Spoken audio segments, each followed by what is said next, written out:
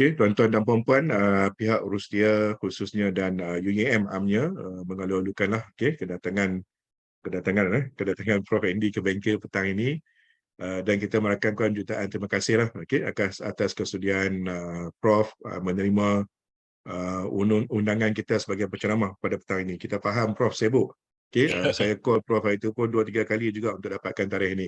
Tapi alhamdulillah Prof sudi dan blok tarikh ini.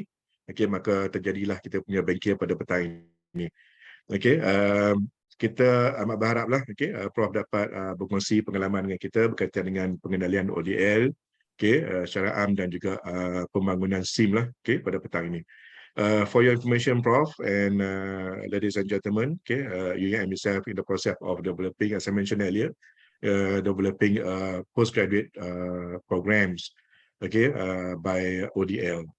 So for that purpose, we actually have several training, in terms of introducing what is ODL, and of course the training related to the SIMS development itself.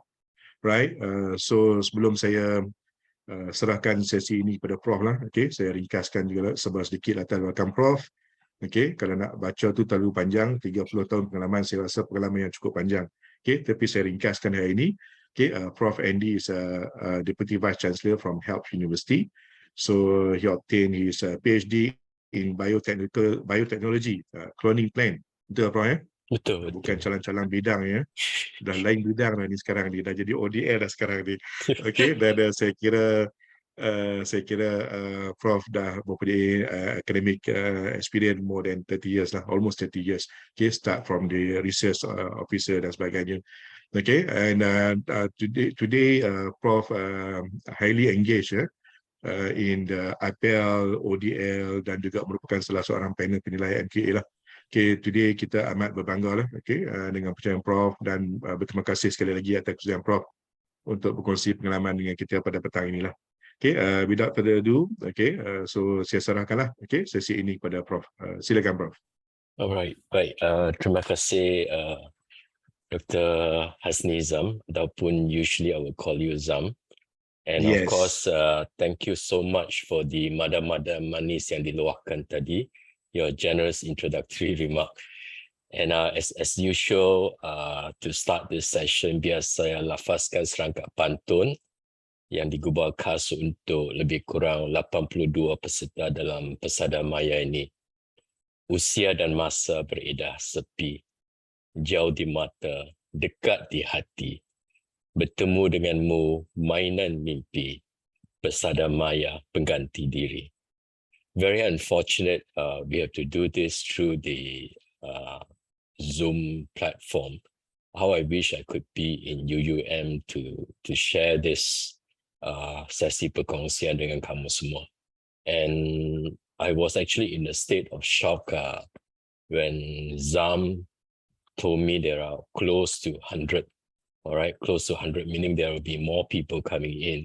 Betul-betul Zam, you sent me into a panic room because I was thinking like about 10, 15 that I can fully engage with you to this session. Not because I fear meeting hundreds of you, but it's because how am I going to get connected with every one of you? So this is where it is my hope, my aspiration for jangka masa 2.5 3 jam ni bersama anda di sebelah petang of Wednesday. I sincerely hope this will be a engaging session, a session that we will exchange views. I will share as much as possible what I have acquired over about 18 tahun dalam ODL and the other 15 years plus the current one on conventional. So I was first in the conventional, then I was thrown into the ODL for almost 20 years, 18 to 20 years. So when I was involved in ODL, I started off with Wawasan Open University. And from there, we established collaboration dengan ODL institution within Malaysia and outside Malaysia. When I look at within Malaysia, I was thinking, wow, like for OUM, when they started in the year 2000, I was saying, wow, they have 20,000 students. How did they actually manage it? And when Wawasan came in, it was just like not probably 1/4 of their enrollment number. We also face a lot of challenges dan kekangan, especially when it comes to adult learners. And when I reach out across the borders of Malaysia, that means we go global. We collaborate with open universities in Southeast Asia and also in UK, in Hong Kong. So we were surprised, and this is where I would like to share with you, because I was the Secretary General for the ASEAN Association of Open Universities. When we interacted with them, I was actually puzzled how these mega open universities, they call themselves as mega, or rather the scholars around the world call this institution as mega open universities, because they have enrollment that goes into millions of ODL students. I can give you a few examples of those mega. Indira Gandhi National Open University as one mega, then Universitas Terbuka Indonesia, which they call it as UT. They also have lots of students that run into millions. So when we interacted with the Vice Chancellor, the Rector, and those involved in the ODL program from these institutions, what they told us, what I remember till today, is two alphabets, or rather one alphabet, but repeated twice. And the alphabet is I. So sorry, I forgot to seek your permission to kendalikan majlis ini dalam adunan bahasa Malaysia dan bahasa Inggeris, fellow colleagues. And satu huruf tapi di ganda dua. The huruf is I. Till today, I will always remember this word, that this I, first I is for independent learning. The second I is also I, but it is for interactive learning. So when we look at ODL, the first thing we must always ask ourselves, how do we promote these two I among the learners? And this is where the mega open universities hold on to these two I's to roll out the learning support services. So the first I here, independent learning. Independent learning meaning, how do you promote this learning when the cikgu is not with the learner? In conventional setup, selalunya cikgu-cikgu ni akan bersama dengan pelajar ni, like for example from Monday to Friday, just like our schooling time or when we were in the university dulu-dulu. So this I here, the independent learning, the promotion of that I here, we would have to rely on other mode of learning support services. One of the mode that we are interested in definitely is what we call the SIM, self-instructional materials. Now, dulu-dulu kita panggilnya self-instructional, now they have evolved. Some have actually called it self-learning materials. SLM. Instructional here is more for the cikgu yang develop. From the user side, it is more known as self-learning materials. So whether you call it SIM or whether you call it SLM, their purpose is the same. So when the rectors or the vice chancellor had a roundtable discussion, they were all focusing on this first I. So in ODL, you would probably have to ask yourself, I'm not meeting my fellow pelajar as frequently as in the conventional conventional learning setup.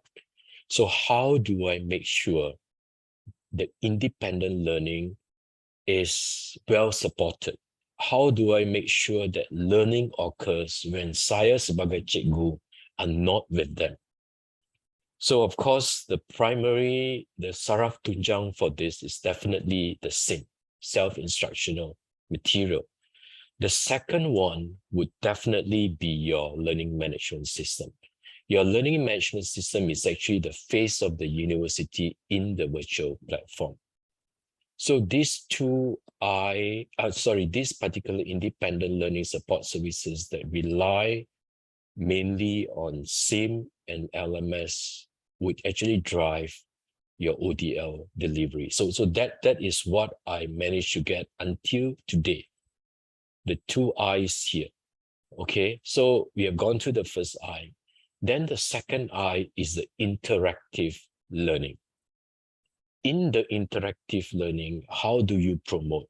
There must be somebody or something there that promote two-way communication flow, the interactive learning. And of course, one of the major way of providing interactive learning is appointing tutors. Tutors. In an ODL setup, you will find, let's say, if you go to UK, Open University of United Kingdom, you go to Hong Kong, Open University of Hong Kong, if you ask them, who are your lecturers teaching ODL? Usually they will say, our tutors, our tutors, our tutors. Because to them, the lecturer's load is actually on creating content, creating the learning management system, creating the SIM. So while they are doing this, they are appointing these part-time tutors to carry out the role of facilitator, as a facilitator. So the interactive learning part is actually done by the tutor during tutorial session. It can be face-to-face tutorial, it can be virtual tutorial. Now, this interactive, this second I that I'm referring to is also built into SIM. So the SIM that you're going to create must have this element of interacting with the reader. If I am your student reading your materials, and I don't find that there is a cikgu embedded in the learning material, it is as good as me reading a textbook. All right? It doesn't serve the purpose. And you have to remember, as I've said just now, when you are rolling out an ODL program, you are catering to the needs of the adult learners, pelajar dewasa matang. Now, pelajar dewasa matang will never have the liberty of the masa. Their masa is very precious. They cannot afford to spend like 5 evenings with you in a week for your tutorial classes. They cannot, because they ada komitmen pembelajaran, ada komitmen keluarga, ada komitmen pribadi, dan ada komitmen kerja. So can you imagine, with all this commitment, it's difficult for them to attend all your tutorial classes. So therefore, your SIM is actually the main lifeline, the main bloodstream yang akan, support the ODL learning. So usually questions would be, Andy, when you say SIM, does the SIM has to be printed materials? My answer would definitely be, it depends on your infrastructure, your infrastructure, and it depends on the country, the region, the digital penetration. If countries like India, you have so many districts and the digital penetration is not as good, they will still have the print-based yang cetak buku-buku tersebut, SIM.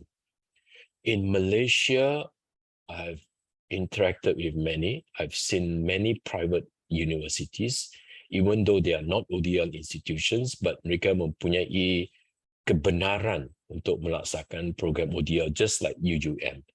They have all gone into online. So bererti, the whole self-instructional material telah di-upload ke dalam LMS. And of course, your next question to me, Andy Liu, when you say uploading to the whole LMS portal, are you saying I'm uploading as a book, or I'm tearing this particular book to many chapters? There are two models that I've seen. I've seen people uploading the entire book, so-called book within inverted commas, into the LMS after they created the SIM. And I've also seen another model. They actually pecahkan this buku kepada chapter, all right, and put it into different weeks in the semester. To me, if you ask me which one is the best model, I would think is the second model. You kena pecahkan the SIM and selip masuk ke dalam minggu-minggu pembelajaran yang berbeza. Alright. However, having said all that, you also kena kumpulkan the SIM into a particular book. And this is definitely what we call the e-book. Within inverted commas, it is your product, it is your e-book. Okay. So I hope that introduction that I provided would actually pave the way for you to understand that if you're running an ODL program, always remember the 2 I's. Always remember. Okay. Sampai kita masuk ke liang lahatnya. The first I is independent learning. Macam mana kamu nak promote independent learning? The second I is how do you make sure there is interaction between you dengan pelajar. Alright, so SIM pada pandangan saya as a practitioner of ODL definitely plays an important role. Okay, if you ask me, Andy, can I just put my slides on the LMS and anggap slide saya sebagai SIM? My immediate answer is not going to be a no, or neither is it going to be a yes. My response to you would be, would your slide be an interactive slide? Would your slide have the element of a cikgu inside? If you can answer both questions with a yes, then that can be a SIM. All right? And when you say SIM, it doesn't mean that it has to be in print-based, number one. You now dah ketahui selepas penjelasan saya, it doesn't have to be in a print-based. It can be a digitized copy. It can be an electronic copy. And it can be torn to many, many parts.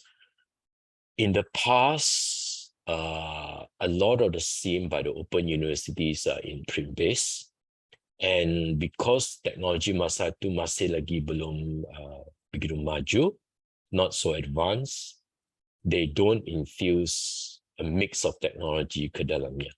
Maksudnya, for now, if you ask Andy, can I use YouTube?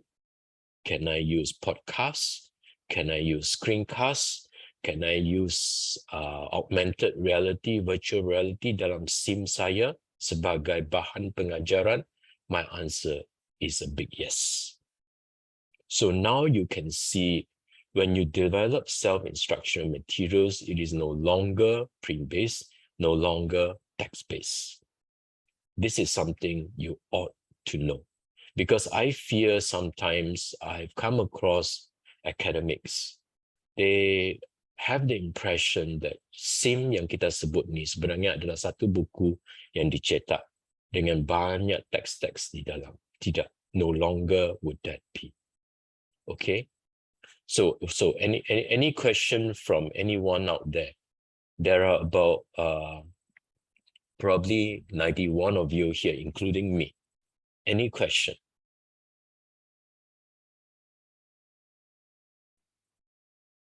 Please don't be shy. Kalau ada sebarang soalan, whether you can switch on your mic, tanya, atau berasa segan sedikit, then you type on the chat function. Check.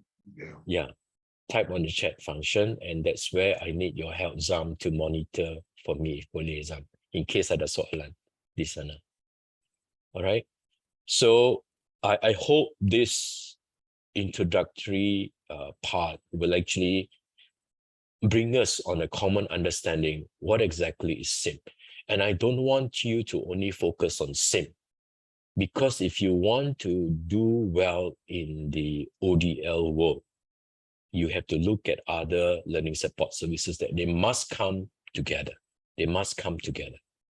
Okay, if you do not integrate the other component together with the SIM, then your SIM may not work effectively. All right. So if I move on to the next slide, generally, all of us here would have our own story to tell, to relate. And my story today with you for a half day, it covers these 4 broad aspects. You have to go back to what is ODL, all right? Only then you go into how do you differentiate between conventional and sim. What is it that is in the conventional learning materials so different from the sim or the setup of conventional and ODL delivery? Then you got to look at how do you plan and develop sim. Is there a standard format? Is there any characteristics of a sim that I cannot ikut? Then lastly is how do I build this sim into my LMS? This is, to me, is the end of the journey yang amat-amat penting. You already gotten all your sim. Your sim semua memenuhi semua quality pembentukan sim. The question now is, macam mana saya nak infuse, saya nak serap sim saya ke dalam LMS? Because most of the learning, the pesada maya yang digunakan atau pesada yang digunakan adalah learning management system. And I believe UUM sudah mempunyai learning management system yang tersendiri, and you would have used it during the COVID pandemic. Okay, so the COVID pandemic time is fully online, but now you have gone back to the blended learning approach. Half of some of it would be in your LMS, some would be your, your physical face-to-face classes, right? So now I would probably come back to the basic. You have to come back to the basic every time. When you're running an ODL program, ask yourself, what actually is in these 3 letter words? Open distance learning. Now, sekarang banyak istilah-istilah canggih muncul daripada open distance learning. Ada yang kata open flexi distance learning, OFDL. Ada yang kata hybrid learning. Ada yang kata high flex learning. Hybrid and flexible learning, they combine. So, tak kira apakah istilah yang mereka guna, if you don't believe me next time, no matter what terminology yang they use, they will never run away from this ciri-ciri. Never, never, never run away from this ciri-ciri. So my question to you now is, those of you who have conducted ODL program, what can you tell me about the ciri-ciri yang, how to say, yang ketara in this ODL setup? Anyone?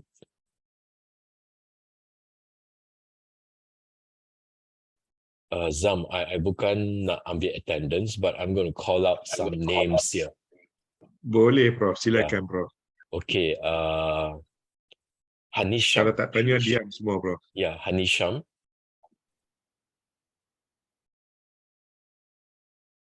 Hanisham, are you there, Hanisham? Yes, Prof, I'm here. So, Yes.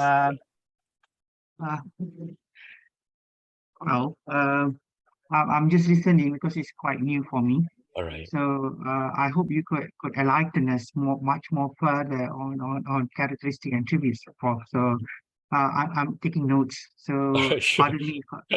No worries, Hanisham. Just because being so-called a new learner, I would also want to hear from you. So if somebody asks you, let's say I'm a newbie approaching Hanisham and asking you, Andy is asking Hanisham, what do you think would be the ciri-ciri of open distance learning?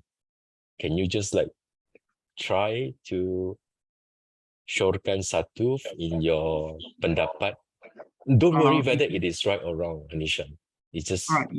In my humble opinion, Prof, it must be interactive. In other words, a combination of, like you like open up the computer, like you for me this PowerPoint, so you kind of have a tools that if I want to know, I put in something, it must have something respond or able to answer my inquiries. I think that's my 2 cents, Prof. All right, sure. Thanks, Hanisham. Hanisham, is it possible for you to switch on your camera if convenient?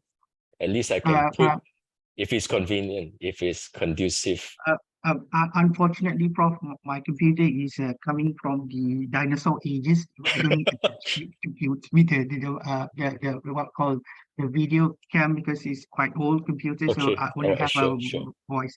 Apology, Prof. Thank you very much, Prof. No worries, Hanisham, because I just want to put a face to this name that I'm seeing, Hanisham, here. All right, thank you, Prof. All right, thanks, Hanisham. Apologies. No worries, Hanisham. Well, can I hear one more from Prof? Aisha? No, Aisha.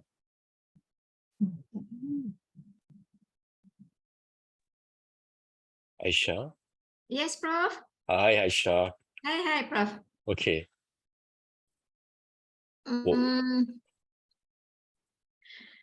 Okay, Prof, my opinion, since my area is a statistic, a quantitative area, so the characteristic of the ODL should be interactive, since student depends on our material and the lecture is not there. So when student answer the question, student can get the feedback whether the answer is correct or wrong, whether the way they solve the problem is correct or not. Okay, all right. Thank you, Aisha. Okay, welcome, Prof. No, Aisha, I think call me as Andy, don't worry.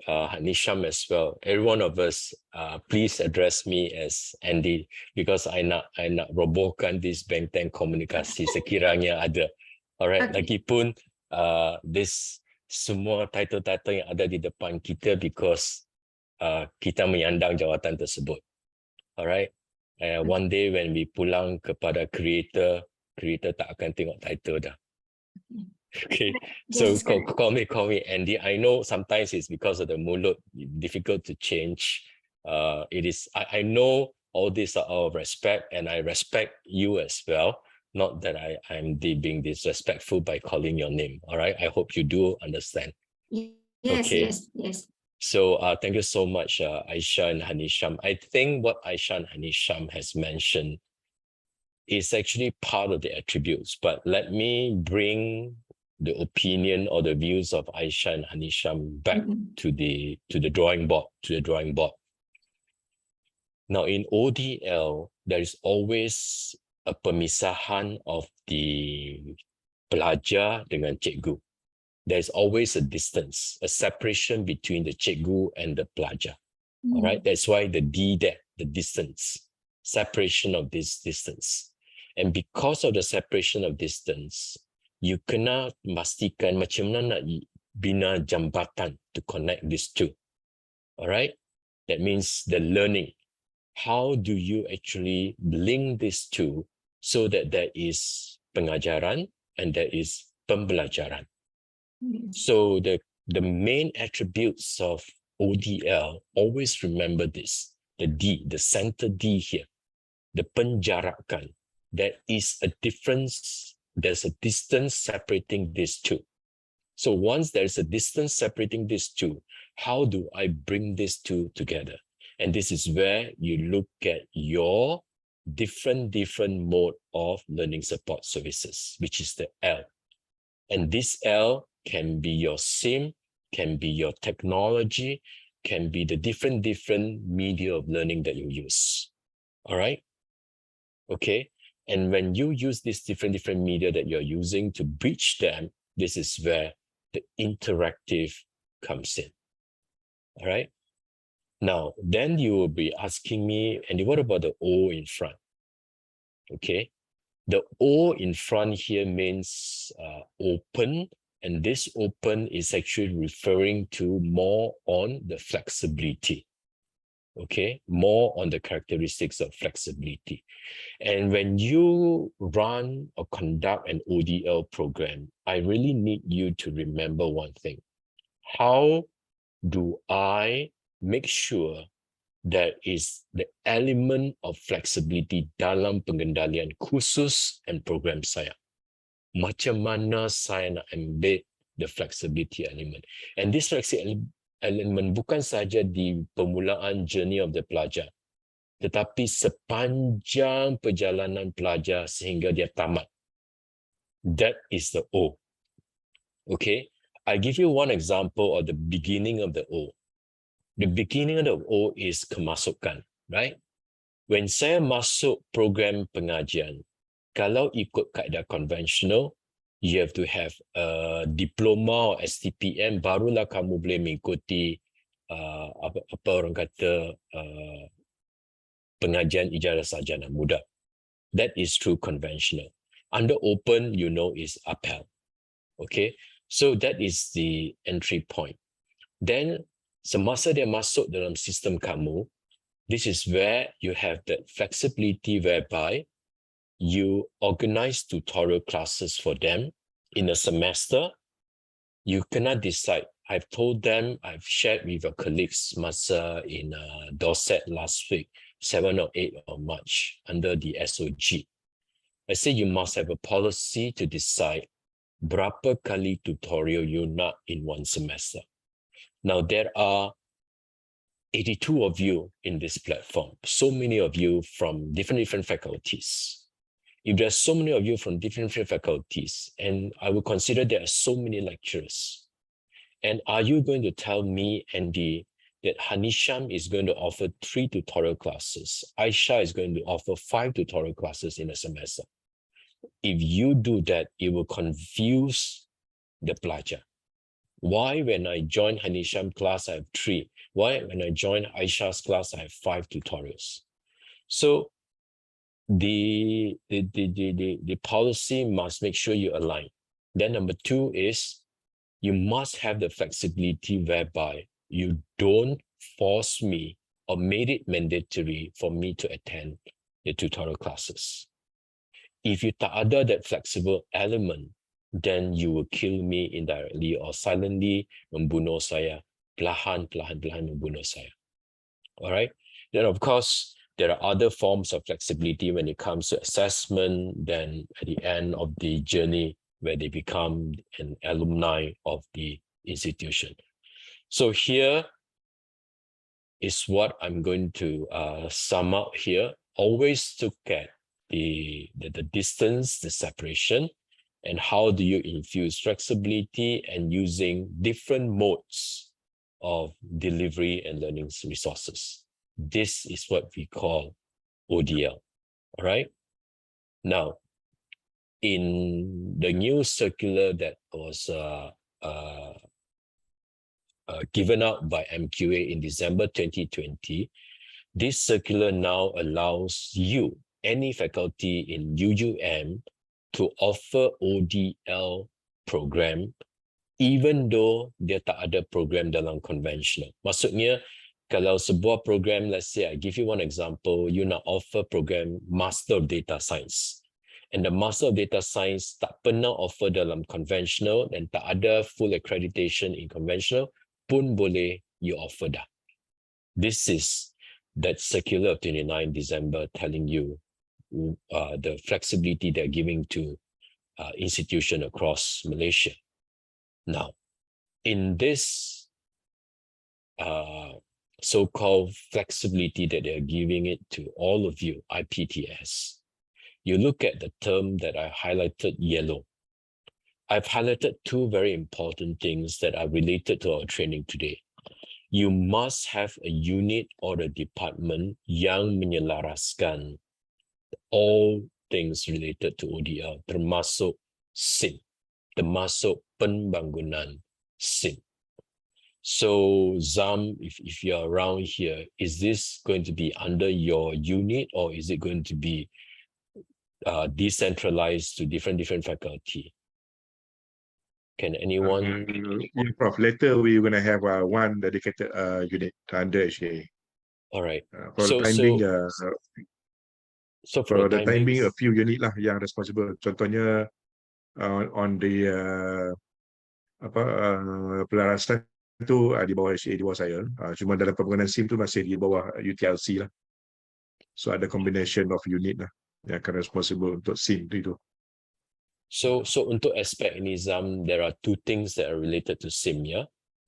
When you talk about this unit, pada pandangan saya dan juga pengalaman saya, this unit must come out with a template of the SIM. Okay. Because kalau unit ini tak gubal a template, can you imagine you have, let's say, 8 faculties or 20 schools in UUM? They will start developing their SIM using different templates. I can give you one example, colleagues. Mungkin saya akan guna font Arial, tapi Zam guna font Calibri. Another satu lagi guna font Times New Roman, right? So this is just very basic one, Zam, only font type. Apa lagi font size, correct? Apa lagi the penamburan muka surat? Is it bottom right or bottom left, atas right, atas left, right? And also the sequence of the content in the SIM, okay, which is also in my slide later. The sequence, you would have to tell them whether I'm going to start off with introduction, lepas itu course learning outcome or synopsis, macam mana? That is another standardization that the unit must look at. Kemudian, the other one, I'm sure this is happening in UUM. If there are 80 of you now, are you all telling me that setiap bab in your kursus, in your mata pelajaran, do you use unit or do you use chapter? Do you use module? Right? There are so many different terminology yang diguna. If you don't believe me, when you are out from this Persada Maya, just ask around. Whether it is unit, whether it is bab, whether it is chapter, whether it is module, which one is actually a standard one? So this is another thing you have to standardize. Okay, so these are some basic ones. Ada lagi, because when we talk about template, you have to decide. Okay, so without coming from this unit or department, semua orang akan buat kerja-kerja dia sendiri. So even though yang tadi saya kata dia nak koyak buka surat buku ini kepada dan selip masuk dalam LMS, that part will be very how to say, it will not be streamlined. Bila tak ada penelarasan, the pelajar yang mengambil kursus A, kursus B, kursus C, dia nampak how come it's so difficult for me to follow through the cara penyusunan of the LMS punya bentuk.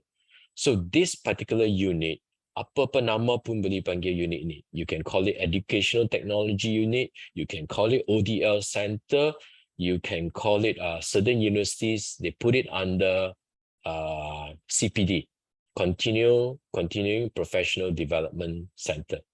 So banyak jenis. This unit will be in charge of the penyelarasan. Even dari segi penetapan bilangan kali tutorial in a semester. To me, this unit will have to come up with policies, with guidelines yang akan menyelaraskan semua penawaran kursus ODL. Okay, now come back to the second thing that I highlight kat sini. The second thing yang saya highlight kat sini is setiap permohonan baru ke MQA. For your case, you are SWA akreditasi status. Walaupun you are SWA akreditasi status, there is actually MQA in your university. And pada pandangan saya, your MQA is actually your unit jaminan quality, under the unit jaminan quality. So the unit jaminan quality will have to follow this.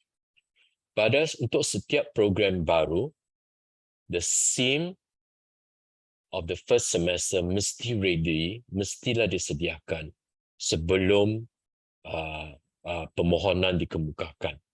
Alright? Then when kelulusan telah diberi untuk pengendalian program tersebut, when you already conducted after one semester, your SIM for the entire year kena disediakan. Okay. Then when it reaches the final stage of full accreditation, then SIM for all the courses perlu disediakan. So this one, I do not know whether it is going to be the pusat pengajian school yang going to track ataupun the center yang going to track ZAM, seperti yang saya sebut tadi. Okay, somebody has to track this. So now your next question would be, when I develop SIM, what is it that I need to look at? Okay, is there a framework, a development process yang perlu saya ikuti? My answer is a yes. There is a SIM development process. And let me show you this particular screen. Let me unshare this and bring you to another file that I will share with you. This one. Are you able to look at this SIM development process? Nampak tak? Is it too small? Is it readable? Okay, Prof. Boleh. Okay, yeah. All right. Now, whoever that is in charge on the development of SIM, sama ada the program leader, or whether it is a dekan, whether it is a ketua jabatan, when you develop SIM, you kena ada that planning process. So to me, this is a planning process. Secara amnya, you look at proses di lajur pertama, the school, okay, tanggungjawab pusat pengajian, tanggungjawab SIM writer. That means you have to have a SIM writer. Now, this is where your policy would be, if the third column here, your SIM writer, is it going to be the pensyarah dalaman yang akan menjadi pengarang of this cerita of SIM, or you nak appoint outsider untuk mengarang? Pun boleh. Okay, there will be time that the pensyarah kata, I'm already overloaded dengan kerja-kerja. I cannot. They will come to the dean and say, ZAM is the dean. I'm going to say, ZAM, so sorry. I tak boleh. So you got to appoint somebody else. Okay. Now, dulu, when we started and OUM started, there are three models yang boleh kita guna. Okay. Satu, you license SIM. That means you go to any open universities around the world or in Malaysia, you speak to them and say, oh, the course yang kamu offer ni microeconomics sebenarnya adalah mirip dengan microeconomics di UUM. Boleh tak saya beli license daripada kamu untuk guna SIM kamu? Alright? So yang itu is your business arrangement dengan that institution. That means you have one model where you license. Another model is you build from scratch. You build from scratch, meaning you yang menjadi pengarang. So when you say you yang menjadi pengarang, are you going to write it, or are you going to ask pengarang dari luar of UUM to write it for you? Okay. Now the third model is you adapt. Okay, walaupun saya license contohnya daripada OUM, saya tak guna 100%. Saya mungkin adapt dan guna 50% sahaja. So that is another business arrangement dengan OUM. So to me, when you're looking at SIM development process, you must have this policy dari atas dulu. You must have this policy dari atas. Whether you nak mengarang, whether you nak license, or whether you nak adapt. Okay, so I'm not saying you must say I will license. No. Any institution dia mungkin ada 3 model ini. Whenever keadaan ini muncul, saya rasa model ini patut diguna. Contohnya, let's say Vayu dari atas telling you, I want this ODL program ditawarkan dalam 3 bulan. Okay, so tawarkan dalam 3 bulan, then you say, oh tak boleh lah Vice Chancellor, tak cukup masa. So you look at the 3 model yang saya sebut tadi, right? you pilih model mana untuk mempercepatkan proses penggubalan atau proses melahirkan SIM tersebut. Okay. Now, you would ask me this very common question that everybody would ask. Andy Liu, how long does it take for me to develop one SIM, one kursus? I'm very sure you'll be shocked by what I'm going to tell you. In the past, the jangka masa for satu SIM is 18 bulan.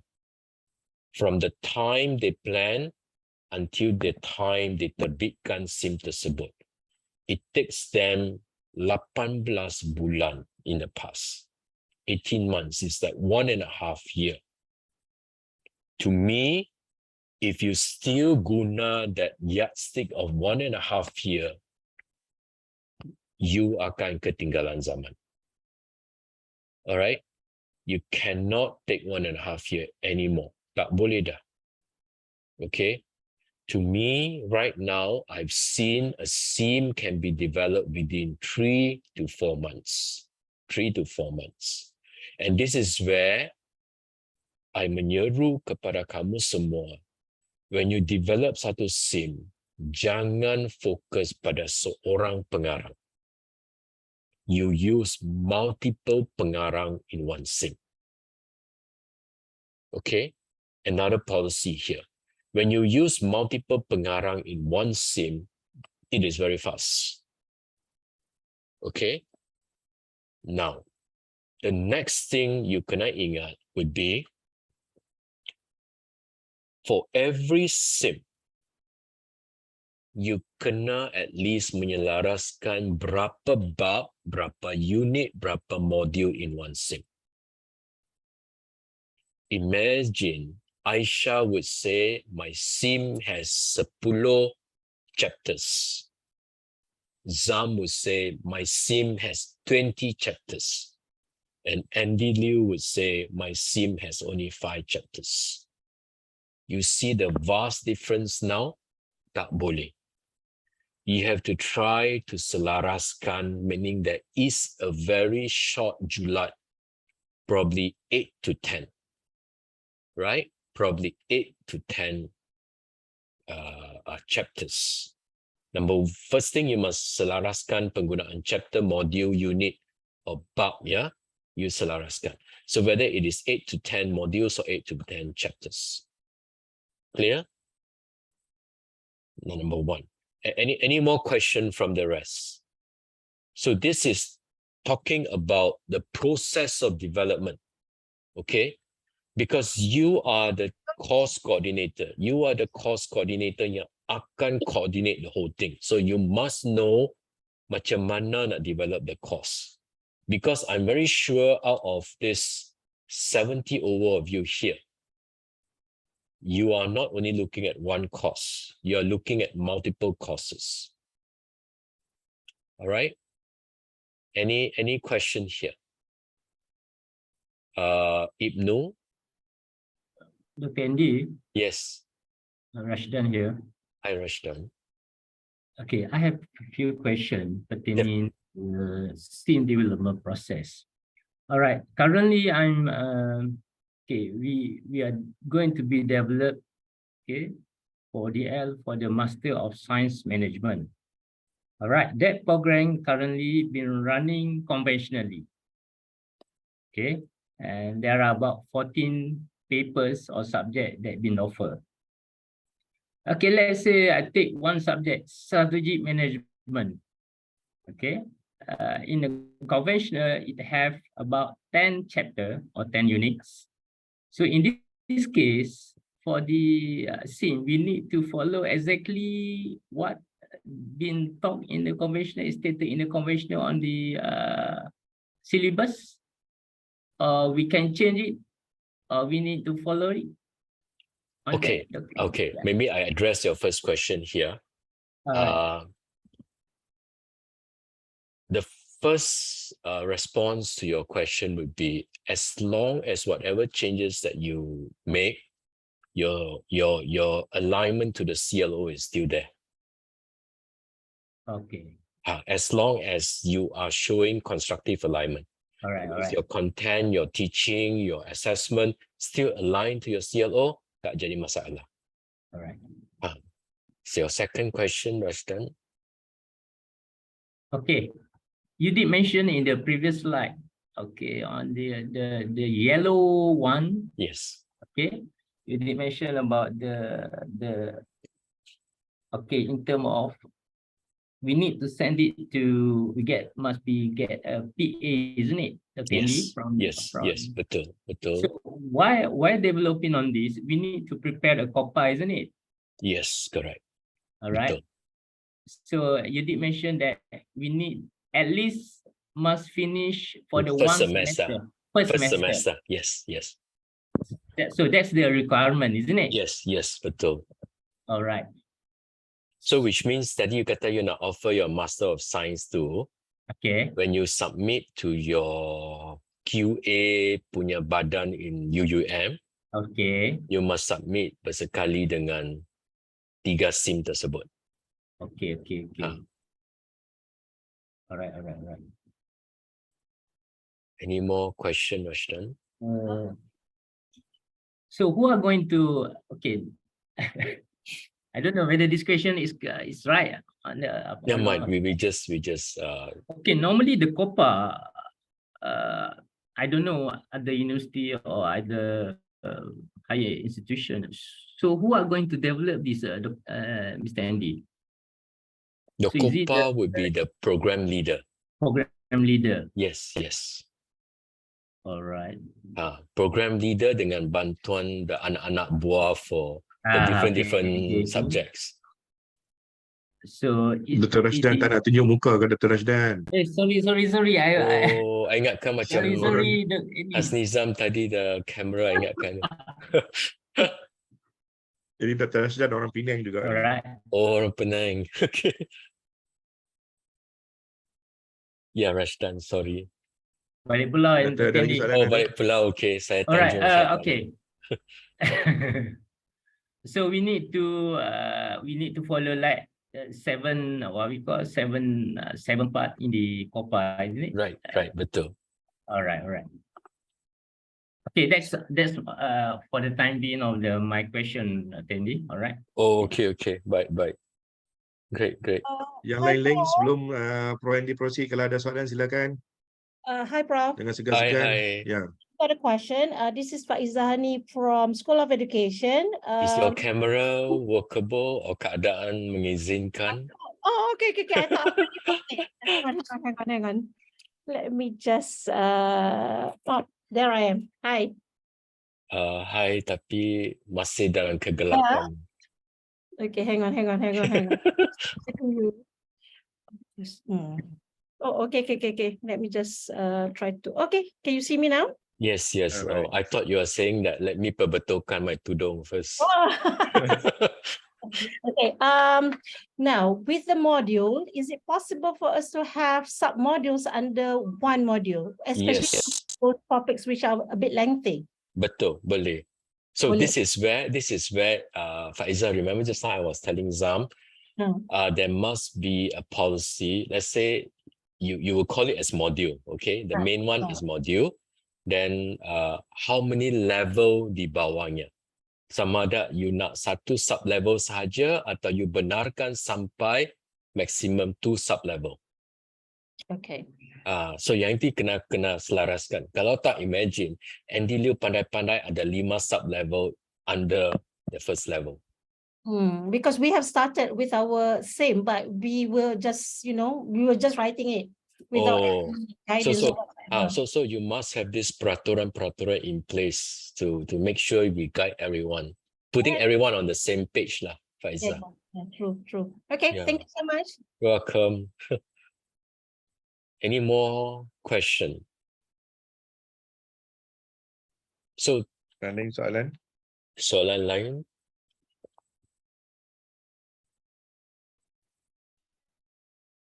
Dr. Ravia? Dr. Joyce? Dr. Kazena? Kakak sekarang tak ada lagi. Dah tunggu lagi ni. Tunggu lagi, okay. Okay, kalau ada, Sorry. ya Aisyah, yes, Yeah, Aisyah. Dr. Andy. Okay. You said the SIM can be in text-based, can be in digitalized ebook, YouTube, and so on, right? Ya, maksud saya in that chapter, let's say dalam satu chapter tersebut, you mungkin ada a bit of text. Dan lepas itu you kata, selepas, how to say, dalam unit ini kamu akan belajar mengenai strategic management. Sebelum kita teruskan, kamu perlu view YouTube ini. Okay. Example, macam itu. Okay, so kamu akan meluangkan masa sebanyak 10 minit untuk melihat YouTube ini. Selepas melayari YouTube ini, kemukakan pendapat kamu tentang ABCD. Okay. So this is how you see there are some text, but I'm also using some other technology to embed into the e-learning, your so-called eSIM, right? Okay. So at the end of the day, what I want them to do is not only asking them to view sahaja. I want them to come back to me and tell me what have they learned. So they will tell you what have they learned. They will write it on their own paper or whatever in their own laptop, right? Your SIM must also be able to tell them what exactly you want them to learn from that. Just now I told you to watch, then to tell me what you have learned, right? Then for me to confirm whether what I've said is right or wrong, then you must also provide the jawapan di bawah. You nampak tak, Ustaz? Because you are not there with me all the time, Aisyah. Yes. I would depend on the SIM. So that's why just now remember tak kita kata SIM mesti embed the cikgu di dalam. This is how the cikgu appear in your SIM. Okay. Okay. Now, Aisyah, this is another thing that all of us kena fikir baik-baik, ya. If you are asking Andy Liu to view a YouTube video, be very careful on copyright punya issue. If you download the video and put it into your learning management system, tanpa getting the clearance of the copyright from that particular orang yang upload the video, then it is infringement of copyright, right? Okay. So what you do here, you just provide the link. If you provide the link, it's fine because you are directing them to the YouTube punya main channel. So again, the person that is going to mengawal the quality of the SIM have to make sure this aspect. Because can you imagine if you infringe the copyright, the university akan di-sue oleh the publisher, whoever owns that right. Ini selalunya terjadi dalam SIM. Selalunya terjadi dalam SIM. All this while, excuse me, even masa dulu-dulu when everything was in print base. Okay. In terms of content, for each of the subtopic or for each of the chapters, do we have a rule how many percentage it must be the originality from us? No, there is no rule. Okay. As long as whatever that you are writing or whatever that you are publishing in the SIM is the learning material yang akan menjadi the reference point of the learner. Okay. But when you say Aisyah is not from me, I risau sedikit. It sounded like most of it would be from someone else, somewhere else. Okay, let's say I use the PowerPoint slide from my main reference book. Is it okay? Okay, yang ini you kena seek clearance from that reference book of yours. Okay. You know ada satu lagi cara yang orang buat SIM, since Aisyah dah bawa ini ke depan. Oh, sorry, Uh, sorry. No, it's okay. It's Okay. good, Aisyah, it's good. You know, just now you were talking about saya tulis, right? Saya mengarang. It can be saya, it could be pengarang yang luar mengarang the SIM. Another way is yang Aisyah sebut tu, is you have a main textbook macam ni, you wrap your SIM around this textbook. That means your SIM di sini, wujud di sekeliling. You wrap around the textbook. Bererti contohnya ada 10 chapter dalam textbook ini. So your SIM is actually like a course guide. Course guide. You will say, okay, on this chapter that we are going to learn about strategic management, please read page 2 to 5. Then after that, you kata, upon completion of this reading that you have done, you should be able to now understand 1, 2, 3. Okay? Then you turun lagi. Now let's test your comprehension of what you have learned. Then you bagi dia beberapa self-activity di bawah. Macam tu. So which means kebanyakan of the text atau kandungan dah ada dalam buku ini. You cuma tarik the ringkasan keluar and make it as if cikgu sedang bertutur dengan pelajar tersebut when I baca that guide. The only problem with this is that you kena mohon clearance daripada publisher ni. Publisher. Okay. I have seen or I have done this before many years ago, 15 years ago, where we work with Pearson publisher. Yes. I think there are 10 courses yang kita wrap around. So kita dapat dia punya green light, so we do a wrap around. But to dapat the green light, they charge us. It's not like, okay, you can guna tanpa bayaran. No, there is a cost to it. So when that happens, even the buku yang mereka publish itu, dia akan tunjuk logo UUM dengan logo the publisher. But I think that is quite expensive. So in the end, kita keluar, kita tak boleh tahan. Sebab they go by number of students. Okay. They go by number of students, they go by semester. I think the cost was like 20 USD. Saya lupa, but I know it's mahal. In the end, we cannot afford it. Okay, maybe for your courses yang ramai orang, maybe that will be okay. You can strike a good deal dengan publisher tersebut. Sebab nowadays, you tengok banyak buku-buku pun mereka cuba jadi SIM themselves. Right?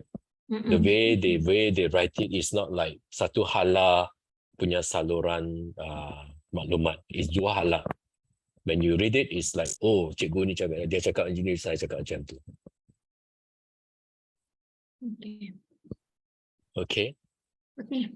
So, and any question? Prof, I've got a question. Yes. Faiza, yes.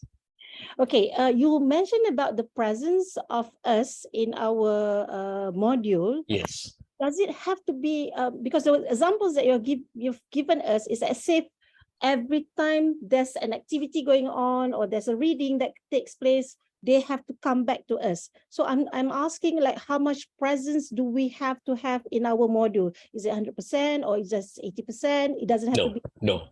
It's not like every perenggan there's a cikgu there. Or it's every like, task. What about each task? Maybe each task. But when you write your perenggan, let's say in the whole page here that you have 5 perenggan, right? Yeah. You tak perlu guna this pronoun yang kita you itu sebut, right? Selalu.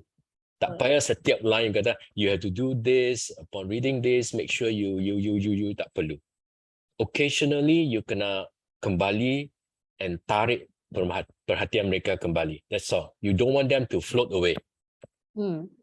It's just that when in a class, right? Let's say right now I'm conducting a class with you. I didn't always use you. Sometimes I'll use statement, broad statement, generic statement. Only then when I think that I want to see whether there's pemahaman, I will call you out, right? So the same way your sim will call me out. Okay, all right. Is it also has to be individualized, or can it be like a group discussion or Can, yes. All right. All right, got it. Thank you. Welcome. Any more question from the rest? So we are talking about writers. Then you must have this guy, that the fourth column here, the moderator. Moderator. Yes. Because you know why? To me, this is like a book. Pada pandangan saya, this is really like a book that you publish in UUM. So when this book keluar, everybody will get access within your community. And you must make sure the quality is there. And if you look at the two last column di belakang tersebut, dulu-dulu when kita mempunyai dana yang banyak, financial support yang banyak, then you can employ instructional designer, you can employ graphic designer, you can employ desktop publisher semua. Right now, what I'm seeing is slowly they are giving this knowledge of ID knowledge, instruction, design knowledge to the lecturer, to the pengarang. That means no more. Let's say in the Department of ZAM, you may have only like a skeletal number of ID. Mungkin 3 ke 4 for the whole university. Betul. Tapi, Tak ramai, Prof. tak ramai. You cannot, let's say, I need 200. And suddenly what, if one day semua dah siap penggubalan khusus ni, your ID Habis. menjadi tak ada pekerjaan. Kan? So this is where you kena fikir panjang-panjang. So nowadays, they build this ID knowledge into the cikgu, the pengarang. The one yang ada kat 4 orang kat ZAM sebut tu tadi contohnya, they will be the perujuk, pakar rujuk. And they will help out for those who baru inducted untuk menulis SIM. Okay. The other kelemahan yang muncul in writing SIM is the language.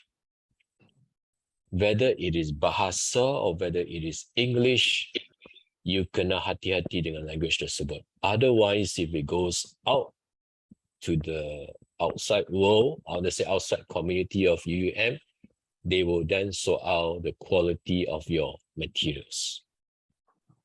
Right?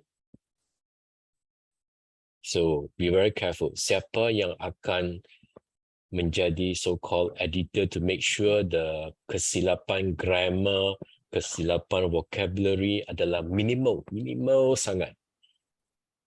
Ini adalah soalan yang perlu kamu menyelami and see how you're going to address this. So to me, this could be the job of the department yang coordinate the development of the SIM. All right? And to overcome this ZAM, I think you have to get a pool of writer untuk satu kursus. So they actually membantu sesama lain. Definitely. Yes, that one will help. Okay. So any question? So I do not know ZAM. This is going to be tracked by the faculty, or this whole thing that I mentioned. Yang faculty akan track ataupun so-called your center akan track? Kita ada, setiap fakulti kita ada kita punya champion, ODL champion. So dia akan take care for the faculty side lah. Yes. Tapi kalau untuk instructional design, Cik Bawi dengan kita is one of the ID lah. Yang kita ada dekat UTLC, ada a few of them. Yang akan finalize later lah once school level selesai. Okay. So let's say if I lihat pada proses pembangunan ni ya. So let's say I identify tadi yang Hasnizam punya program yang master in science tu. then I will start saying, oh, appointment.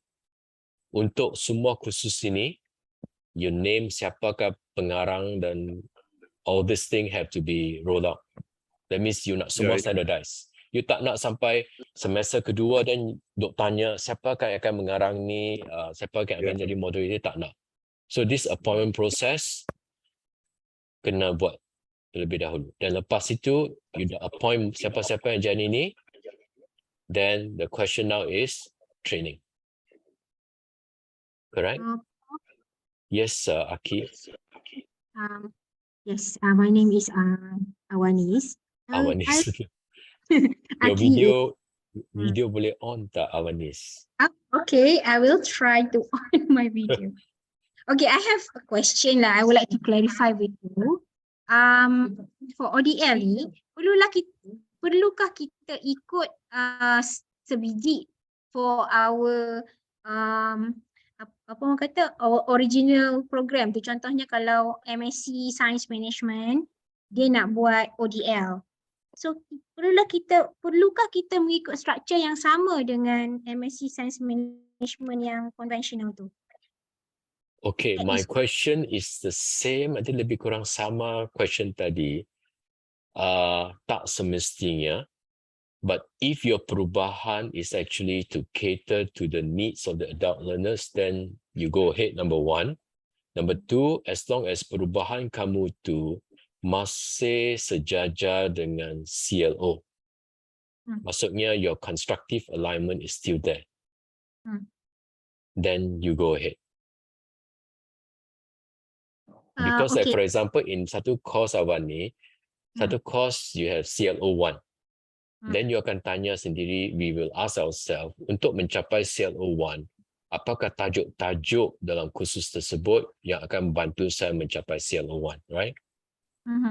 So as long as the tajuk-tajuk is there to membantu pencapaian CLO 1 dengan teaching and learning activity dan assessment tersebut, then it's fine. So not necessarily, yeah? Not necessary sebiji. Right.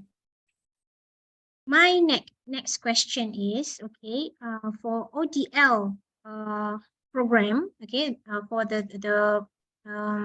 program that we are going to do the ODL, can we use that as well for MOOC or apa beza dia? Boleh. Okay, ada banyak istilah yang muncul lately. One of it is the massive open online courses yang dah ada long time ago, MOOCs. Massive open online courses bererti ia adalah satu kursus yang ditawarkan secara online, number one. Okay. And dia ditawarkan kepada many learners. Bukan saja learner di UUM, tapi learner di luar UUM, di luar Malaysia. That's why they call it massive. Alright. And this massive open online courses selalunya very short. Very short meaning it could be only 2 days, 3 days, 1 week, or 1 month. Jarang saya nampak massive open online courses like 1 semester. Jarang. So what you can do is, let's say from an academic program, academic program kamu ada 12 kursus. So you pecahkan kepada 12 online kursus. Tetapi dalam satu kursus tersebut, you pecahkan lagi, you chop dia lagi lebih smaller bit. So every bit menjadi satu MOOC. Okay. Alright. Okay. You jangan kata, I want satu course menjadi satu MOOC. Because if you do satu course, satu MOOC, the people outside Malaysia may not want it because they cannot spend so long a time to complete your satu MOOC. Okay. And now this istilah you have heard would be micro-credential, right? Yeah. MC, micro-credential. I was about to ask you that. Yes. So To me, it's actually the same. The micro-credential is bite sizes course. Bite sizes. Maksudnya kecil-kecil. Okay. There are 2 types of micro-credential dalam Malaysia buat masa ini ikut GGP MQA, Guidelines for Good Practices MQA. Satu adalah standalone micro-credential. The standalone micro-credential is the same as MOOCs. And you ask me, Andy, can you give me an example of MOOCs? I would say Coursera. Coursera, you go into Coursera, you look at the so many courses and they offer. Udemy, Open Learning, those are actually to me are MOOCs.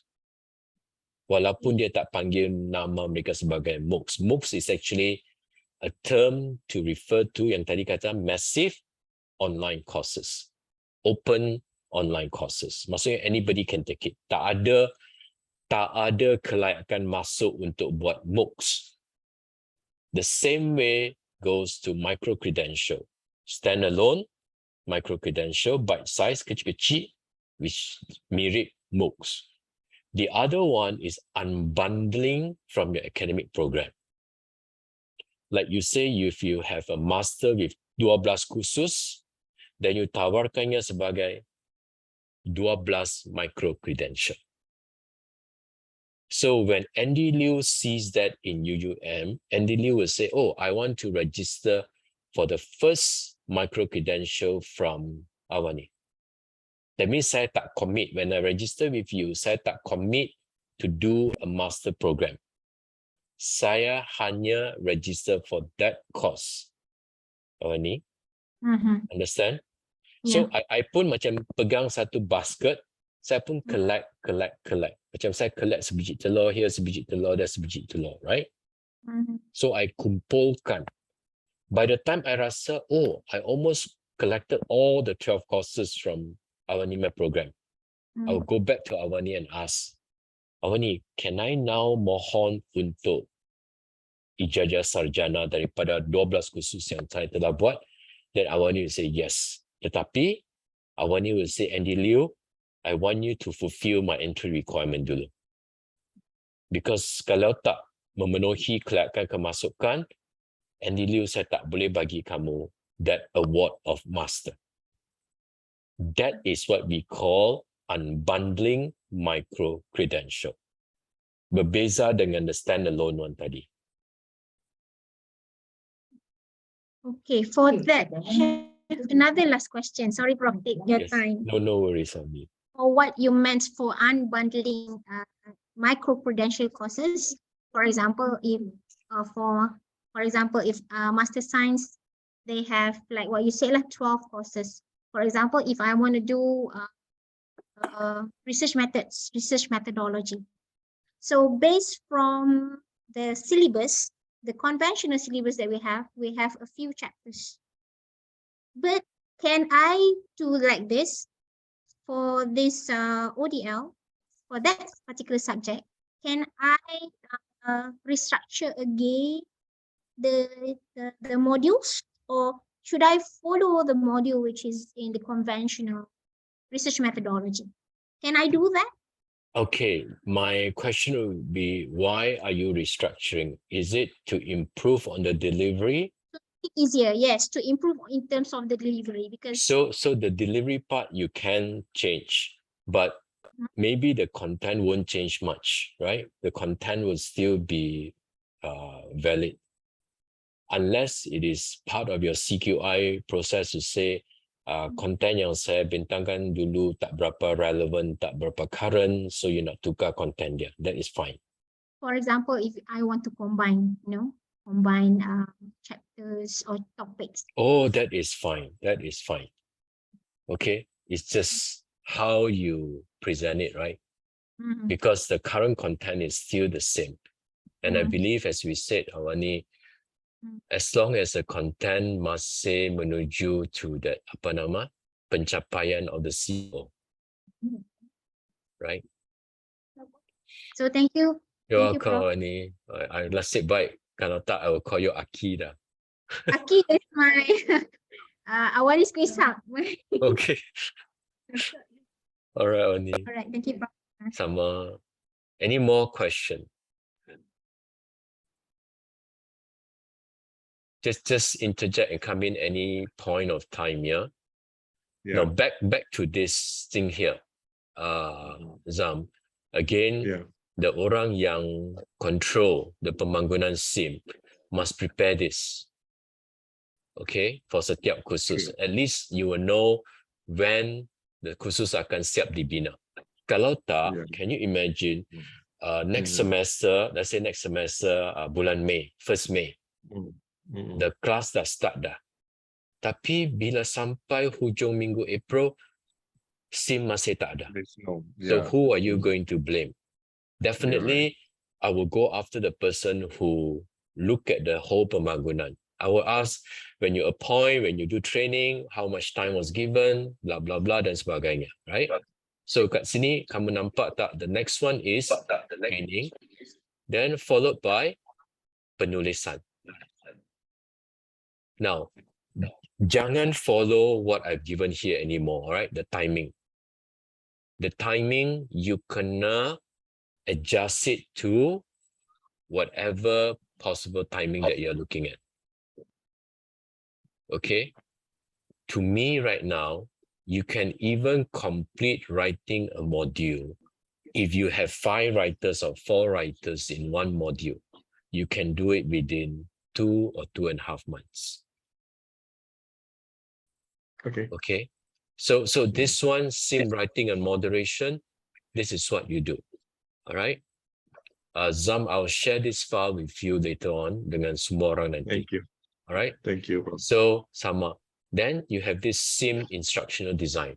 Now dulu we have the masa and the liberty untuk pecahkan these two. Penulisan dulu, baru kita buat ID. Now jangan. Masa you buat penulisan, ID dah masuk dah. Faham? Masa you buat penulisan, ID dah masuk dah. So this stage to me, tak perlu muncul lagi dah. Kecuali now you kata, Andy, I masih nak guna stage ni for my department because my department small. Okay? So up to you then. Okay, now once dah siap, SIM review and amendment. Moderator dah lihat, dah kata, oh ini tak boleh, ini kena ubah sikit. Then you review and amend. Berapa lama masa yang diambil. Okay. Now there is one question. I'm going to just, since we have discussed this for quite extensively, Hashima. Hashima, are you there, Hashima? I'm not sure dari faculty mana Zam Hashima. Dia muncul sebagai Hashima kat sana. Or Alif. Alif Jasni. Dr. Alif.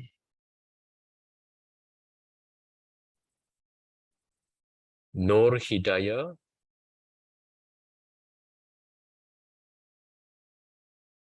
Nur Hidayah. Dr. Muhammad Fatih.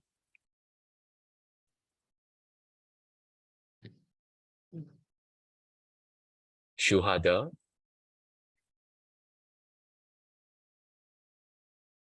Tak bersuara ni, hilang dah ni. Tak bersuara, Syahid yes. Dah syahid dah dia. That's why I mentioned right from the beginning, inilah kekaman. Yeah, right. Fazli.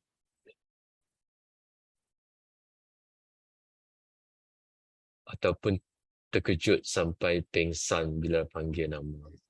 Zalina.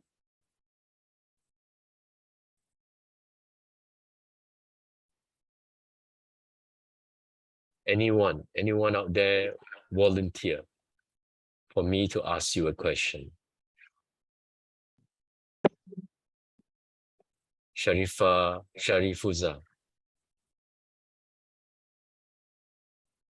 Yeah, Prof. Hi Sharifah. Good that you volunteer, tapi masih dalam kegelapan, Sharifah. We have already actually me and my friends that Kiran, and we have already on our video. Oh, tak apa. Kalau tak boleh, tak apa. Unfortunately tak ada. Okay. Okay. Alright, patutlah I dengar dua suara ingatkan Gemar. ya, I ingatkan Ikut. bergema ataupun ada makhluk lain di tepi yang kamu tak tahu. I see. Okay, Sharifah, just to ask you, just now we are talking about the SIM review kan. Selepas dia tulis macam ni, selepas ID dan SIM review akan dibuat oleh moderator. Now, kamu nak dia review seluruh kursus atau you nak dia review as and when bila writer tu dah siap chapter tersebut? Katakan kursus tu ada 10 chapter. You nak saya sebagai moderator review pada penghujung 10 chapter tersebut atau review masa saya dah siap chapter 1 then review chapter 2, macam mana? What do you think would be the best model? I think by chapter would be good. Yes. At least kita why I said by chapter, as at least kita macam mana aku sebut, kita ada progress so that the development other chapters, so we could actually minimize mistakes and improve our sim. Betul, correct. So this is where I think whether the instruction will come from ZAM to go down. So this is how every faculty should do it. The reason you tak nak at the end of the chapter, at the end of the 10 bab, is that sometimes when you put it at the end of the 10 bab, the moderator may be inactive. Alright? Ataupun the penulisan mungkin tak complete. So as what Sharifah said, you must track. To me, the person that is tracking this is very important. Because once, contohnya, you kata minggu ni, pada penghujung Sunday ni, Andy Liu kena submit 2 chapter. So if by Friday, Andy Liu masih tak submit, you kena cepat-cepat tanya dah, where is your first 2 chapter? To me, you jangan tunggu sampai tarikh tamat. Sometimes, Andy Liu may not even have started writing the chapter.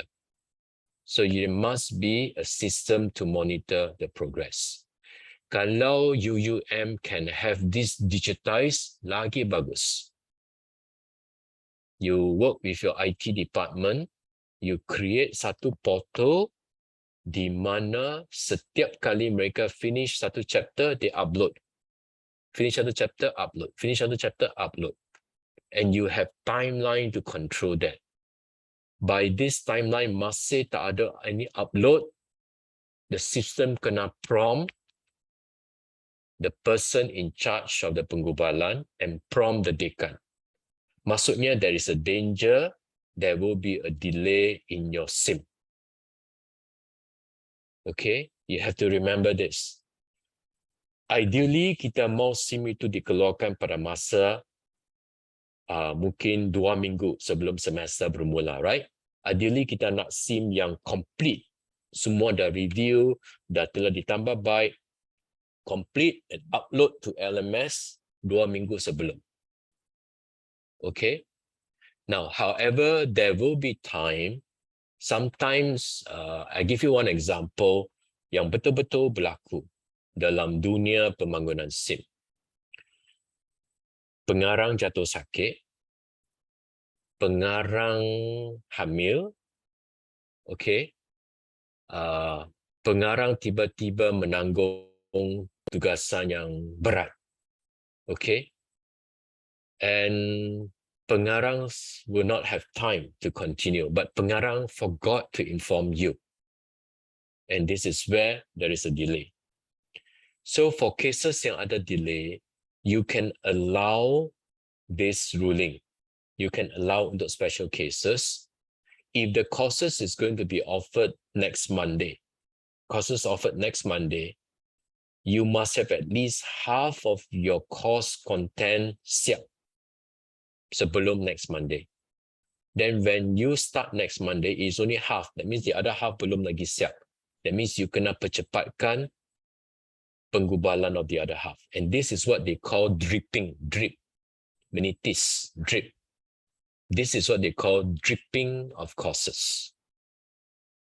So you will allow dripping of courses only for special cases. Mungkin the dean kena sign. This one drip. This course drip. Maksudnya by next week, cuma 5 chapter out of 10 chapters yang boleh di-release kepada pelajar. So in your dripping punya peraturan, you pun kena ada satu peraturan lagi. The 5 topics, 5 chapters yang masih belum siap, by when you nak Andy Liu upload semuanya, complete semuanya. Maksudnya mungkin by the 2nd month or by the 1st month of the semester.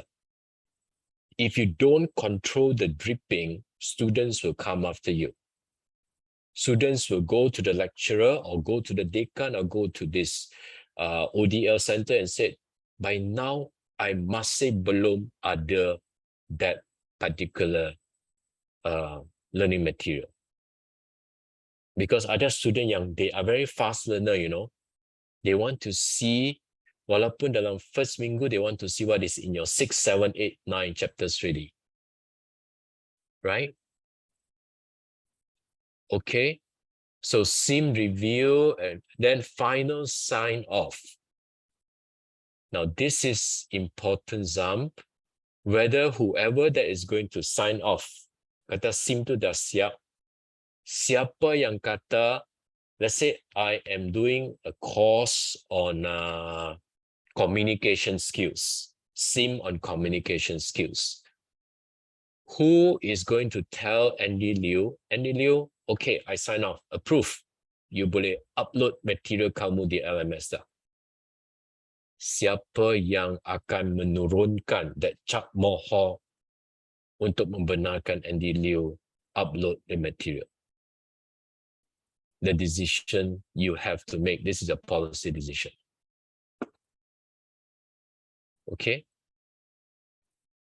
Any question from all of you out there? Hi, good afternoon, Prof. Hi, This hi. is Ravia. Ravia, hi. I represent from School of Business Management, same school with Prof. Asnizam. Just want to ask. Video, Dr. Ravia. I try to. I buka dah tak boleh. Macam mana? Tak apalah, kita lukis nanti. Non. Dah pakai elok orang ni. Alright. I want to ask the simple question. I think regarding with the development process, which is to identify the moderators, meaning to say that expert, am I right, for that subject? Yes, betul. But for us, I mean, back to our school, how we going to identify or know the characteristic or the guideline when we want to choose or select the expert? Because some of them we can say maybe familiar in same, but some of them more to conventional. So I think when some of our course coordinator, when they select, maybe not fulfill the characteristic, and then part of term also, is it we can give like short term or long term, maybe the duration. The example, like we will appoint them within 3 months, and then we will give by part like the process week. I think that the question, I just go back a bit because just now you mentioned about the moderators. All right, so that is all. All right, Ravia, thank you so much for the question. I think, Ravia, when it comes to appointment of the moderator, walaupun let's say the moderator tak ada, let's say lah, in the worst scenario, Ravia, moderator tak ada sebarang knowledge on SIM. At the very least, the moderator mesti ada knowledge on the content.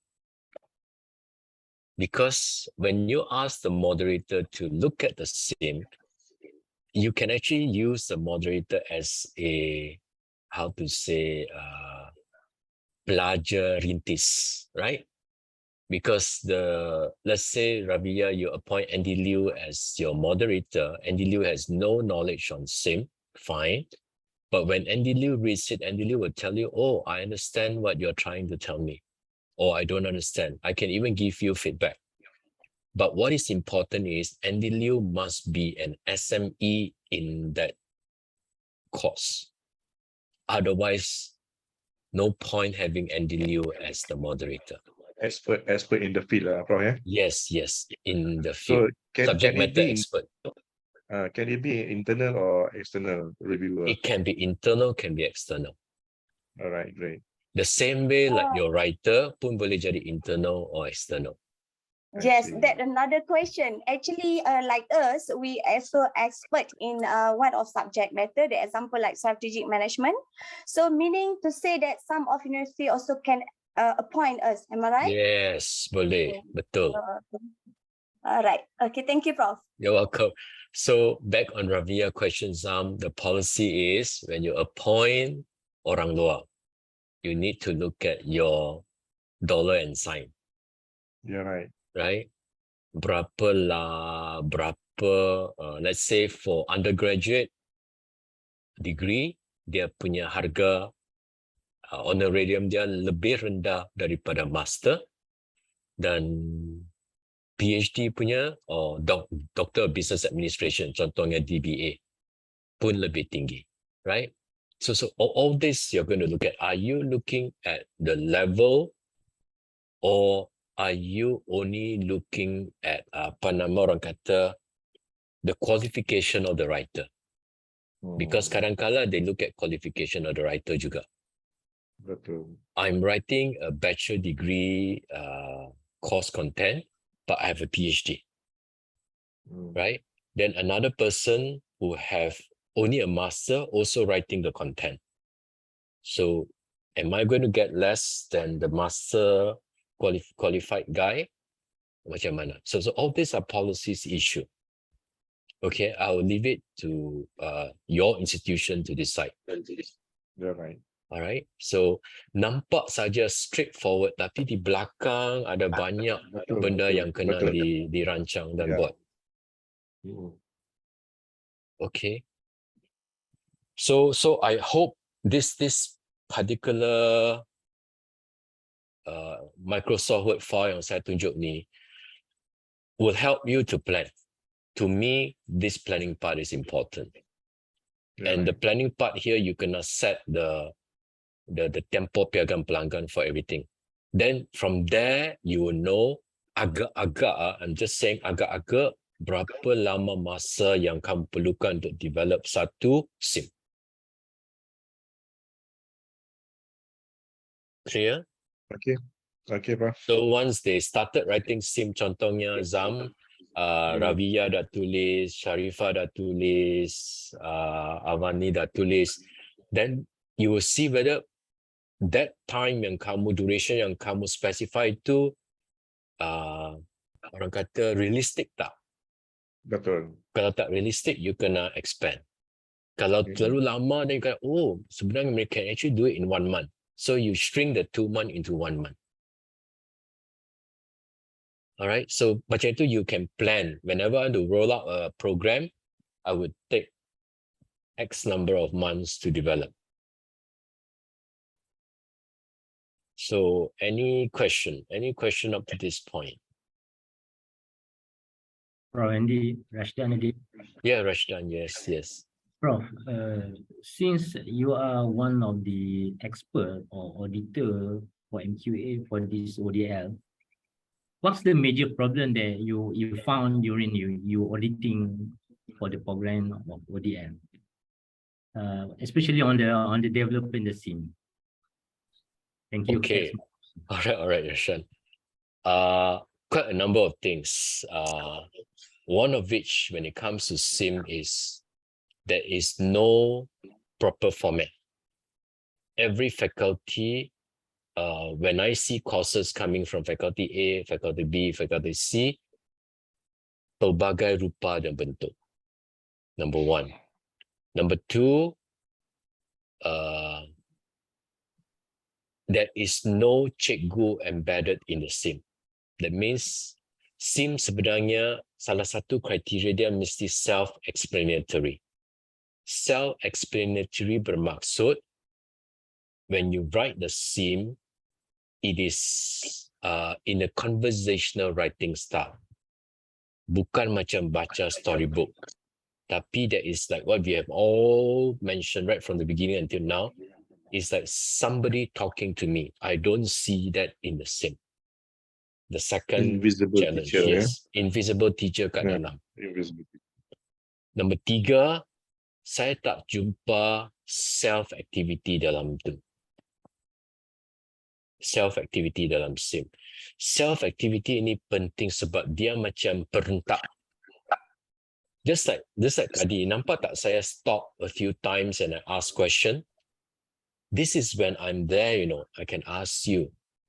Even I'm not there, your sim should be doing that. Your sim should be asking the reader. After certain section or certain topic, you will start asking question. And that question is actually activity, self-activity. Do you see what I mean now? And if you're talking about self-activity, then that means you must have an answer for me also, right? Because you're not there. So whether your answer is given directly after the self-activity or your answer is given at the end of the chapter or at the end of the course, pun ada. Okay, so that is another problem. The other problem would be there is no proper process in the development of sim. Tak ada the driver yang saya sebut tadi yang memantau penggubalan sim. Right? You may have a template. You ada template macam mana chapter 1, chapter 2 macam nak tulis ada template. Tapi tak ada orang yang memantau the penggubalan sim. Let's say I have 10 sim in this program. Who is actually looking at the 10 sim? Who is telling me sim number A, you kena habis within this period. Sim number B, you habis within this period. Tak ada orang. So it means, Prof, it need to be documented, all Yes, this? documented. Because it's for your own good. All right. Another thing that I found out when it comes to sim is they say it's sim. Tapi when you go in, it's not sim. It's like nota-nota kuliah. You know, like our conventional nota-nota kuliah yang kita tulis dulu, dia pop. Okay, ini sim 1, sim 2, sim 3, sim 4. Dia kata sim, tetapi langsung tak ada sim punya elemen. Okay. Then they will say, oh, Andy, actually now we are not looking at one book. I agree. Remember dari tadi kita kata, you boleh koyak buku ini kepada beberapa muka surat and put it everywhere. You can do it. You can do whatever you want. But most important thing, it must have the characteristics of the sim. It must be self-explanatory, number 1. I repeat, ya, ada dalam slide nanti saya akan sharekan, don't worry. Self-explanatory maksudnya ada the invisible cikgu di dalam. Yang always written in conversation writing style. Number 2, it must be self-contained. Self-contained bermaksud, kalau Andy Liu masuk in the LMS sim of Rashdan, I don't have to go anywhere to look for information dah. That means I don't have to go into the Google and type, what is the meaning of this? What is the meaning of that? Apa pengertian teori ni? Pengertian teori itu tak perlu dah. Rashdan has made my sim so comprehensive that whatever I need to know about the course is there. Even Rashdan can tell me, Andy, I nak you do further reading by going into this particular site. Even that Rashdan has given me also. You understand what I'm meaning? What I'm saying? It means self-contained. Self-explanatory, self-contained, and self-assess. Yang activity tadi kita sebut tadi itu. So these are the things yang kita find missing. Another one yang amat mengusik jiwa kita is that they use textbook and they say that is sim. They simply like kata, you know, like selalunya in table 4 of the MQA 0102 document, you have the table 4, right? Di hujung table 4 dia ada senarai rujukan. Reference. So dia bubuh saja. This is my SIM. Which is not. You are actually putting the reference material and kata yang itu SIM kamu. Okay. Any question? Prof, okay. This is trigger into my mind. All right. Let's say we have finished develop the SIM, and then when we look through the process, we feel that it is fulfill the requirement, okay, to be so-called SIM. All right.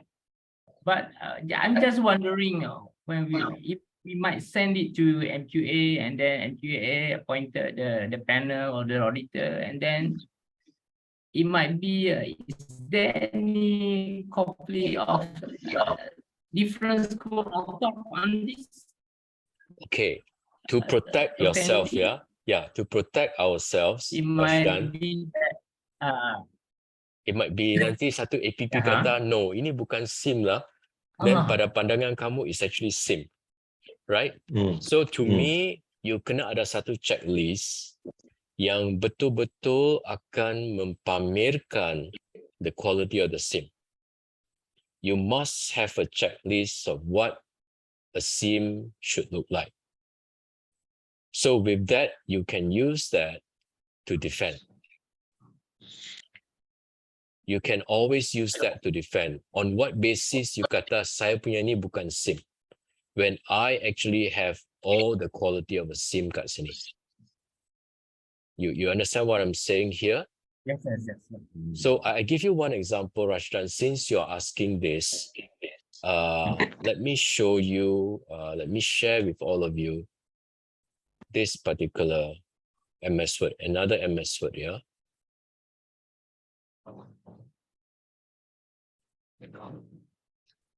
Okay.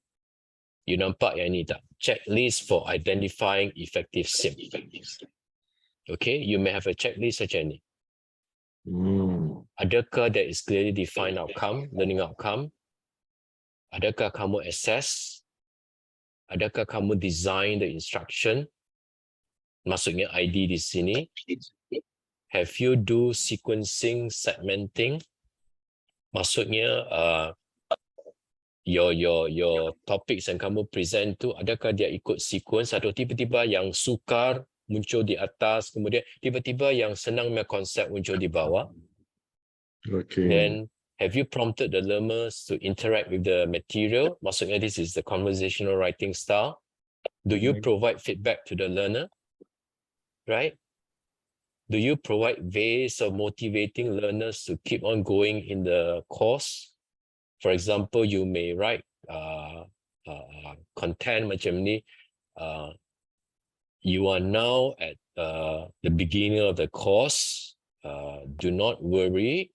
You still have many exercises that you can keep on attempting for you to understand the chapter 1.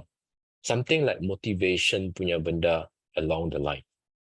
Okay, because Alright. it's like cikgu there, you know. I tak nak padamkan your semangat. How do I motivasi dimasukkan? Do you provide the course material in a medium or media that is appropriate to the subject matter or to the learners in using that medium? For example, you bukan saja look at print-based, you also look at e-book or digital copy or upload in the LMS. Okay. So do you provide this opportunity for them to assess? Maksudnya ada self-test. Tadi was self-activity, right? Sekarang is different. Tadi self-activity is macam perentak pembelajaran. Self-test is saya nak tengok saya capai tak LO of that unit at the end. It's just like when you do assessment, your actual intention is you want to see the achievement of the learning outcomes, right? So your self-test pun didesign. So there are two things. Satu self-activity, satu self-test. Self-test selalunya di hujung. Either di hujung chapter 1 or hujung chapter 2, up to you. Okay. So the last one is the administrative process in order.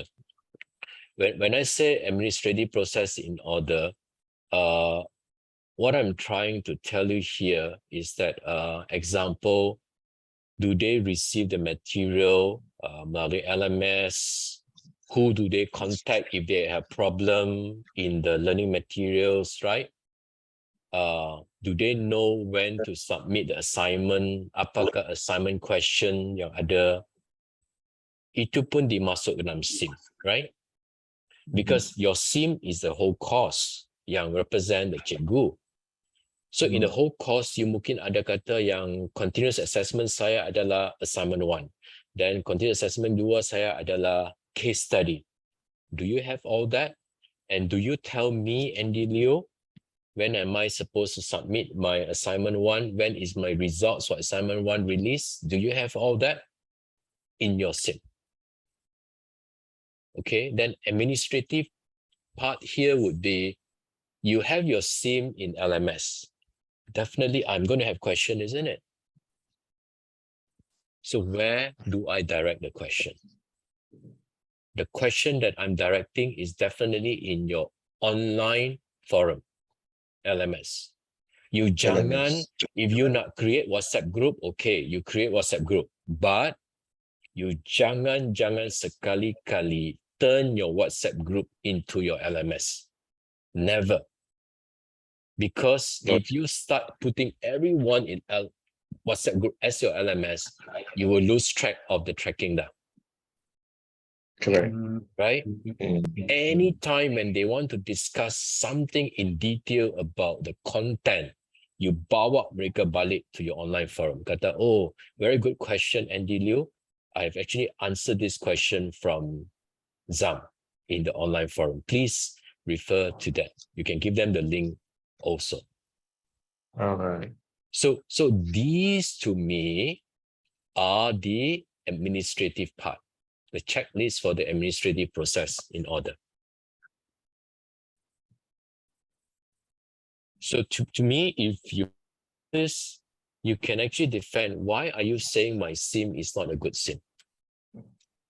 On what basis? That kita dengar daripada, mungkin there are things that the APP see that we don't know. Mungkin terlepas pandang, right? Fine. Yeah. But if the APP still say this is bad, something is wrong with the APP dah. Correct?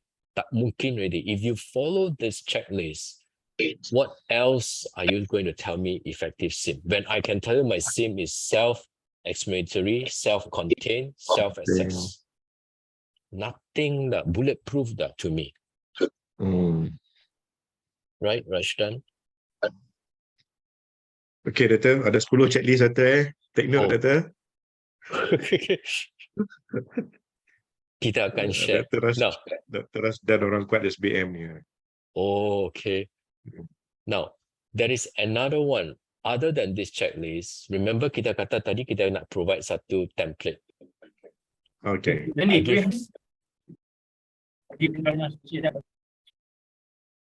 Zami, dengar tak soalan Rashdan tu? I think dia line lagging. Tak berapa jelas, Dr. Rasdan. Ada lagi soalan? Mungkin Dr. enable disable video dulu. Line tak berapa okey. Sebab dia macam dah beku kan? Dia dah freeze dah tu. Beku. Oh, ini freeze, betul-betul freeze. Dr. Rasdan, are you there?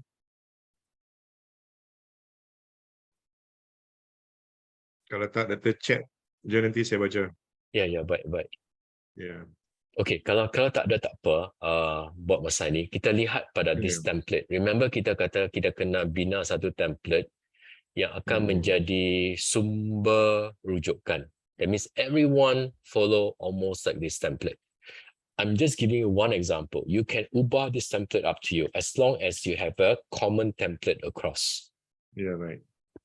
Okay. Now this one, I guna unit. Remember I kata tadi, you may guna chapter, module, bab. Okay, you decide. And also when you give them this template, Zam, you also dah already set the font size. Semua tu dah set dah. That means you nak Maksudnya the tajuk you nak kiri ke kanan ke centralized ke justified, you dah buat dah. And you only goes in and just key in my tajuk-tajuk tu. Yeah, right. This is what I say template, right? Hmm. So content-wise, you mungkin mula dengan course overview, unit outcome. Then you see you have 1.1, inilah cara susunan dia. Then 1.2, that means you only go up to one level. You nampak tak what I'm doing now, Zam? That means one sub-level saja. Dia tak ada like 1.1.2 example. I'm just showing you. So this was one of the questions that one of your colleagues asked study. So at the end, you ada summary. At the end, you ada unit practice exercise. Then you ada suggested answer to the unit. Then you ada sumber rujukan. Then you ada glossary. Okay. Now, Zam, apa yang saya pamerkan di sini is salah satu contoh. Yeah. You may then say, I don't want my glossary there.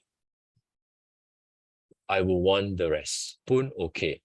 But what is important is whatever that you remove or whatever you add, it helps in the independent learning. Ingat tak the first I tadi?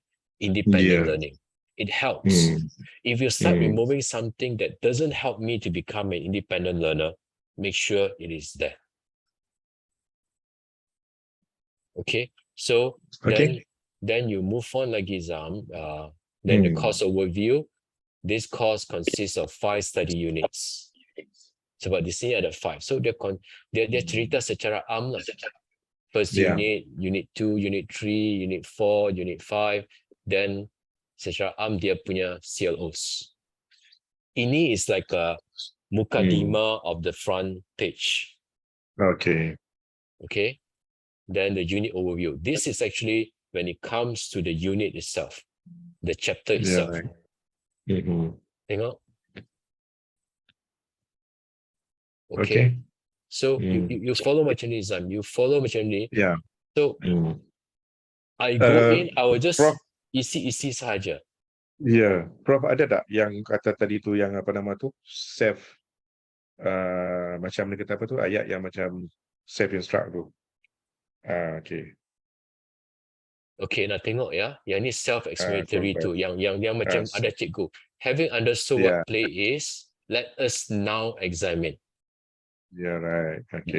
It's like cikgu akan suruh saya, dia tak kata having understood what play is, examine the characteristics of play.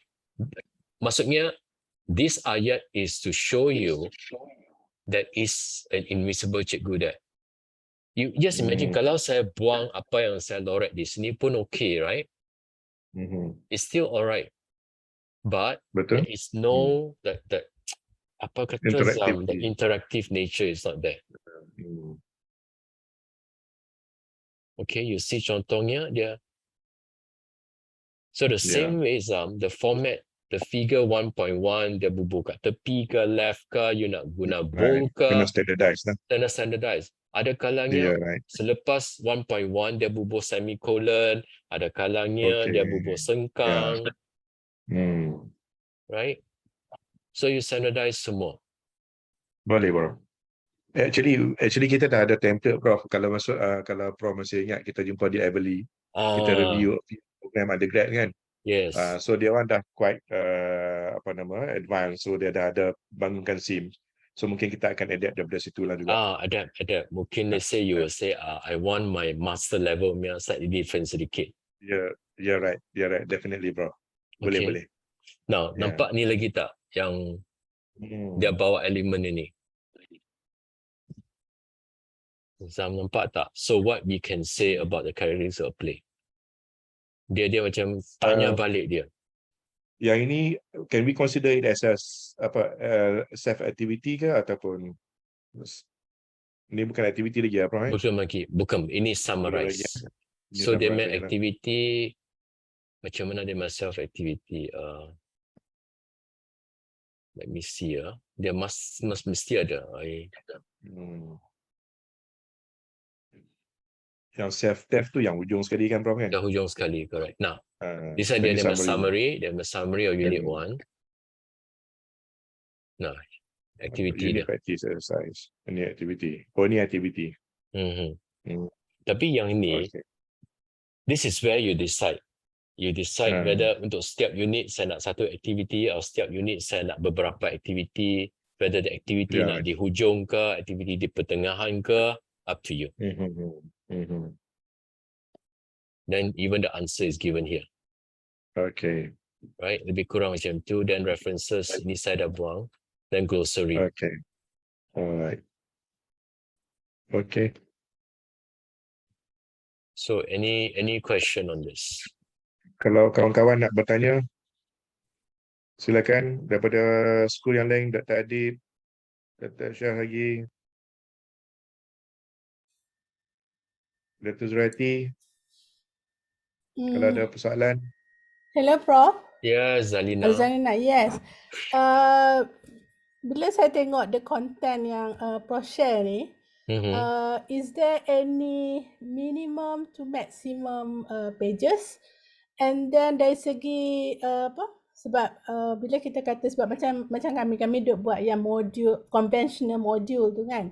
Lepas tu tetapi walaupun conventional tapi kita gunakan ayat yang seolah-olah pensyarah tu ada di depan kita lah kan. Macam kata okey kita ni. So bila kita menggunakan kind of narrative macam tu seolah-olah macam kita bercerita macam kita bagi lecture dalam kelas tu kadang dia akan ambil panjang nak explain benda tu. Jadi tapi bila saya tengok dengan Prof punya contoh ni is quite straightforward satu tapi dari segi macam mana kita nak kata okay this is enough untuk kita explain sebab sometimes pensyarah dia akan bagi okay untuk satu definasi tu dia akan bagi from the different scholars ke whatsoever. Jadi macam mana kita nak buat supaya dia concise and then very straightforward lah. And then itu satu. Kemudian yang kedua, how in terms of the pages daripada it should be have a minimum pages sebab kita nak bagi standardized across all the units, all the syllabus ataupun macam mana? Thank you. Okay, Zalina, thank you. First of all, let's answer your question on what is enough, what is considered enough, what is considered sufficient. Sebelum kita pergi ke minimum pages tu. You ingat tak kalau untuk course dia ada CLO, correct? Dia ada course learning outcome. Then kalau untuk chapter, dia pun ada learning outcome dia. Maksudnya when you suruh Andy Liu baca chapter 1 atau unit 1, you expect Andy Liu at the end of that unit or chapter kena faham either this concept ke, this theory ke, this principle ke, Andy Liu kena faham, right? So for me to answer your question, what is enough or what is not enough, it will be the cikgu then reflect. If my student yang tak ada any knowledge, would my student faham what I'm trying to present in chapter 1 tak? Okay. Yang itu soalan, I think there is no right or wrong. carved in stone, Yes. right or wrong punya. Okay. It's the subject matter expert that has to answer. Okay. Now, your second question on the number of pages is what I actually wanted to ask just now. Thank God you bring this up again. I rasa the education technology or whatever ZAM is overseeing, you must set a limit to the number of pages. For bachelor degree, I expect 20 pages for one chapter. For master, I expect less number of pages because for master program, I actually have the fundamental knowledge there, rightfully. Correct? Right. So you tak perlu terang banyak-banyak to me. If you are looking at APEL students yang tak ada fundamental of bachelor degree, then you boleh kata, Andy Liu, since you come in through APEL A, you boleh baca, boleh audit khusus-khusus ini. You allow me to audit. So you biarkan dia baca kat sana. You jangan melemaskan material kat sini.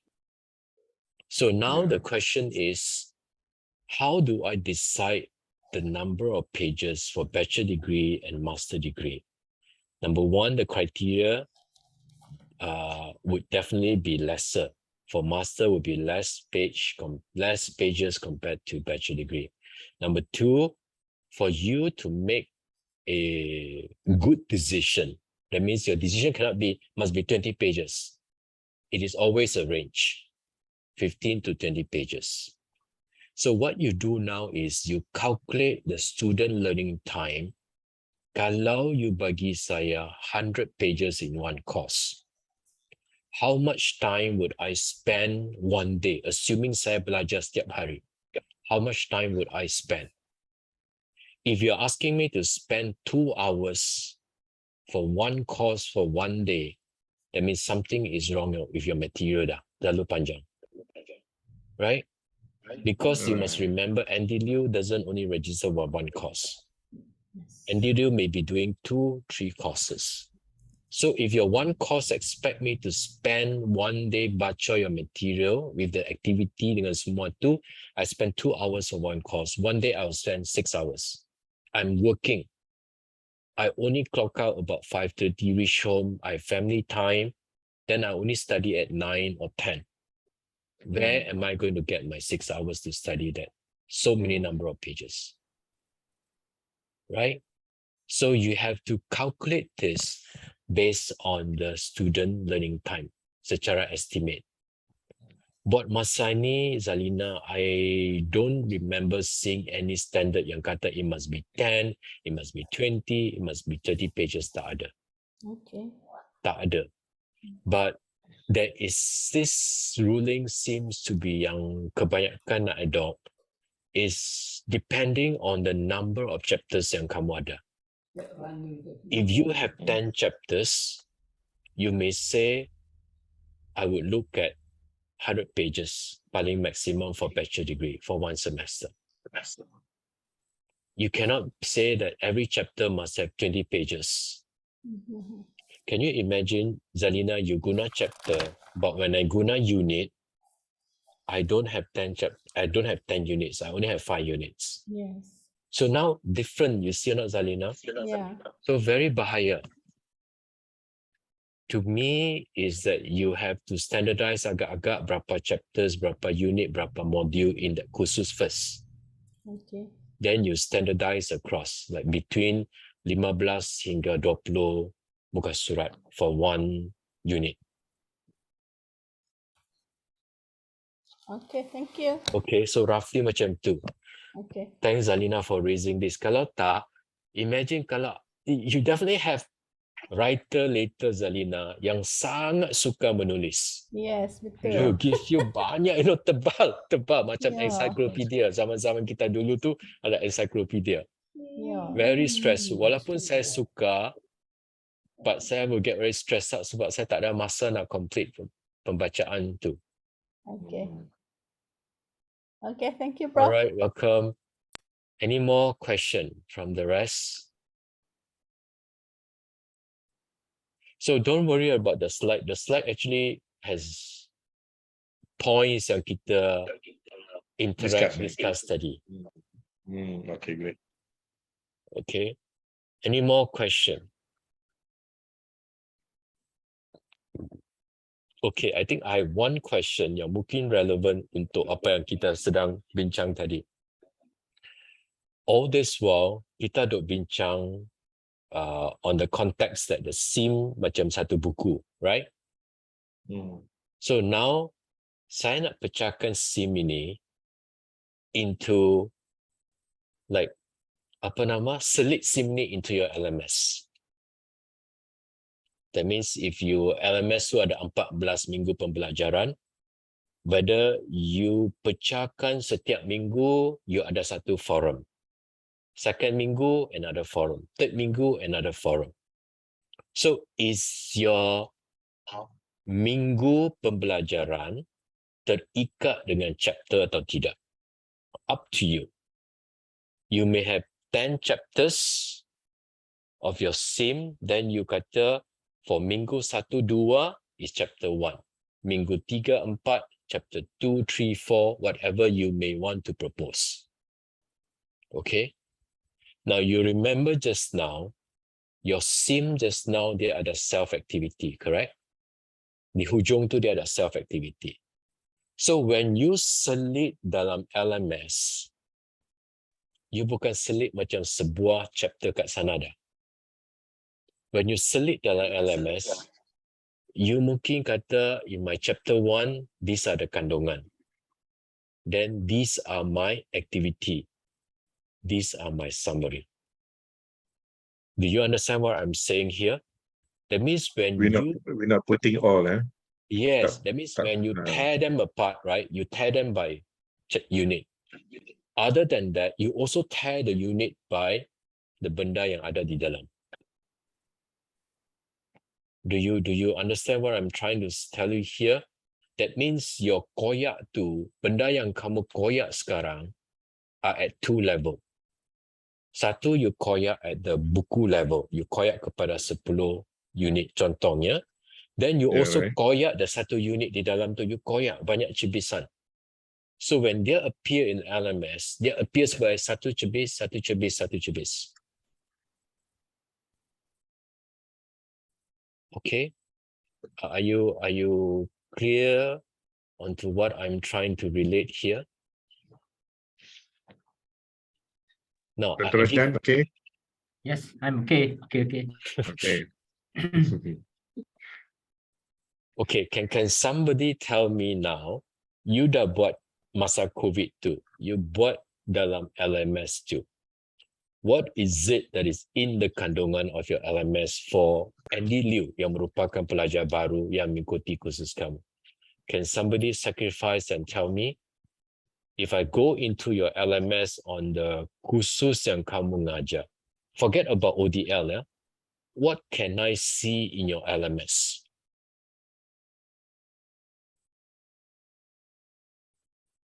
Boleh tak sesiapa yang nak sudi menjadi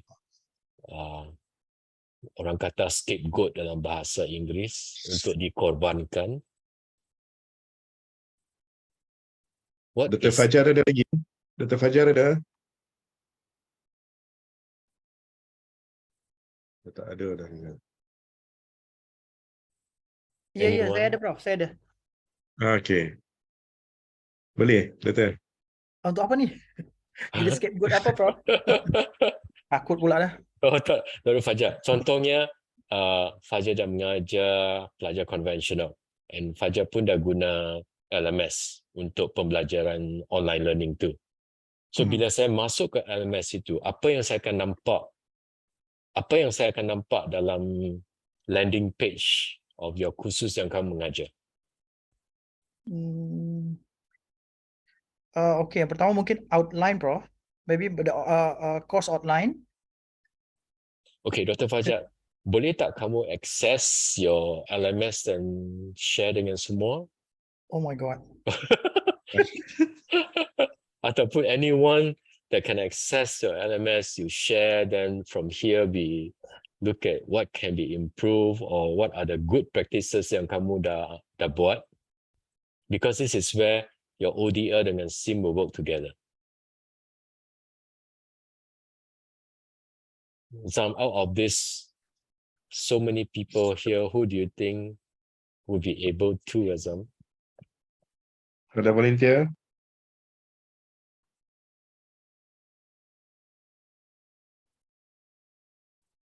Yang volunteer nak tunjuk LMS dia. LMS course page dia.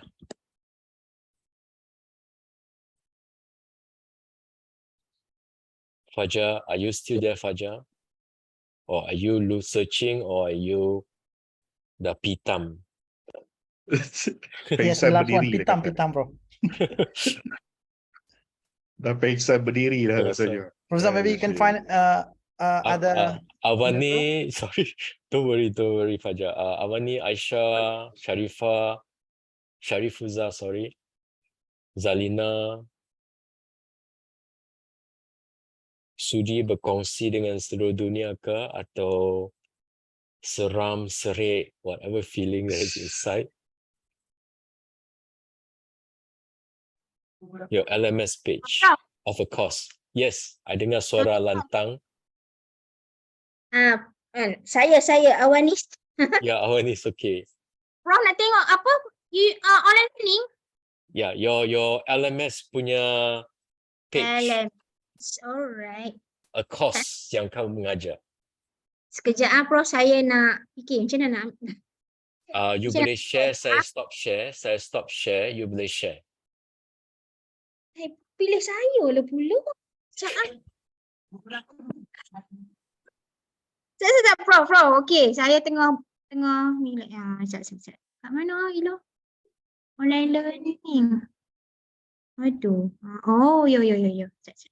Online learning. Give me. Ya, hati-hati ya. Hati-hati share benda yang betul ya. Yeah, of course. Nanti rahsia terbongkar. Lagi saya pula masuk TikTok ke Instagram ke. Ya, macam tu. Nanti jadi key influencer. Itulah Prof. KOL, key opinion. Ni apa ni? Nak stop sharing? Stop sharing saya dulu. Stop sharing. Ni besarkan dulu. Mana online learning? Ikut lain. Ni. Okey. Sementara Awani cari page tersebut untuk dikongsi, ada tak sebarang soalan daripada rakan-rakan sejawat? Lecture notes. I have a question. I'm not sure Faiza. whether Prof will be the one to answer or Dr. Zhang will be the one to answer. I'm asking about copyright. Yes. Does it go to the module writers or does it go automatically to the university or how does it normally work? Okay, to me, Faiza, I'm just telling you based on my experience from field institutions, the copyright application or seeking for copyright release selalunya pergi kepada ODL center tersebut.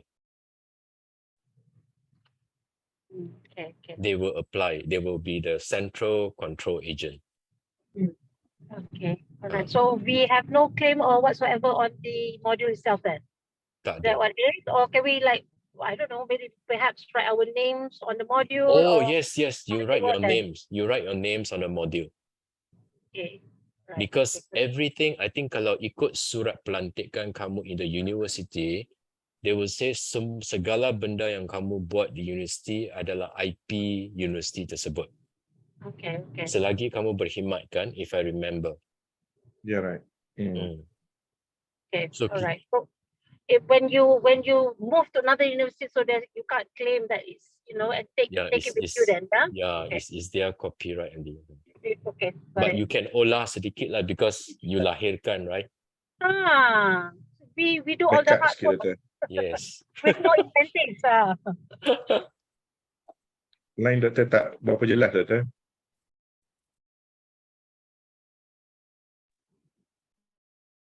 Okay, Avanis. Alright, so I'm sharing my my LMS. Okay. Your course is BPMN 1013. It's a principle of management. Okay, so you have the Assalamualaikum and Salam Sejahtera, blah, blah, blah. So whenever you have this is what we call the welcome note. Yes. Very important, especially for adult learners. So your welcome note, there are a few things yang saya tak betul-betul baca. Number satu, I must know who is Avanis. I must put the name, I must put a face to the name. All right. So whether your face is there atau your face is not there, you kena pandai-pandai buat dah Avanis. Dia tak boleh avatar ya. Cannot be avatar. It must be a real face.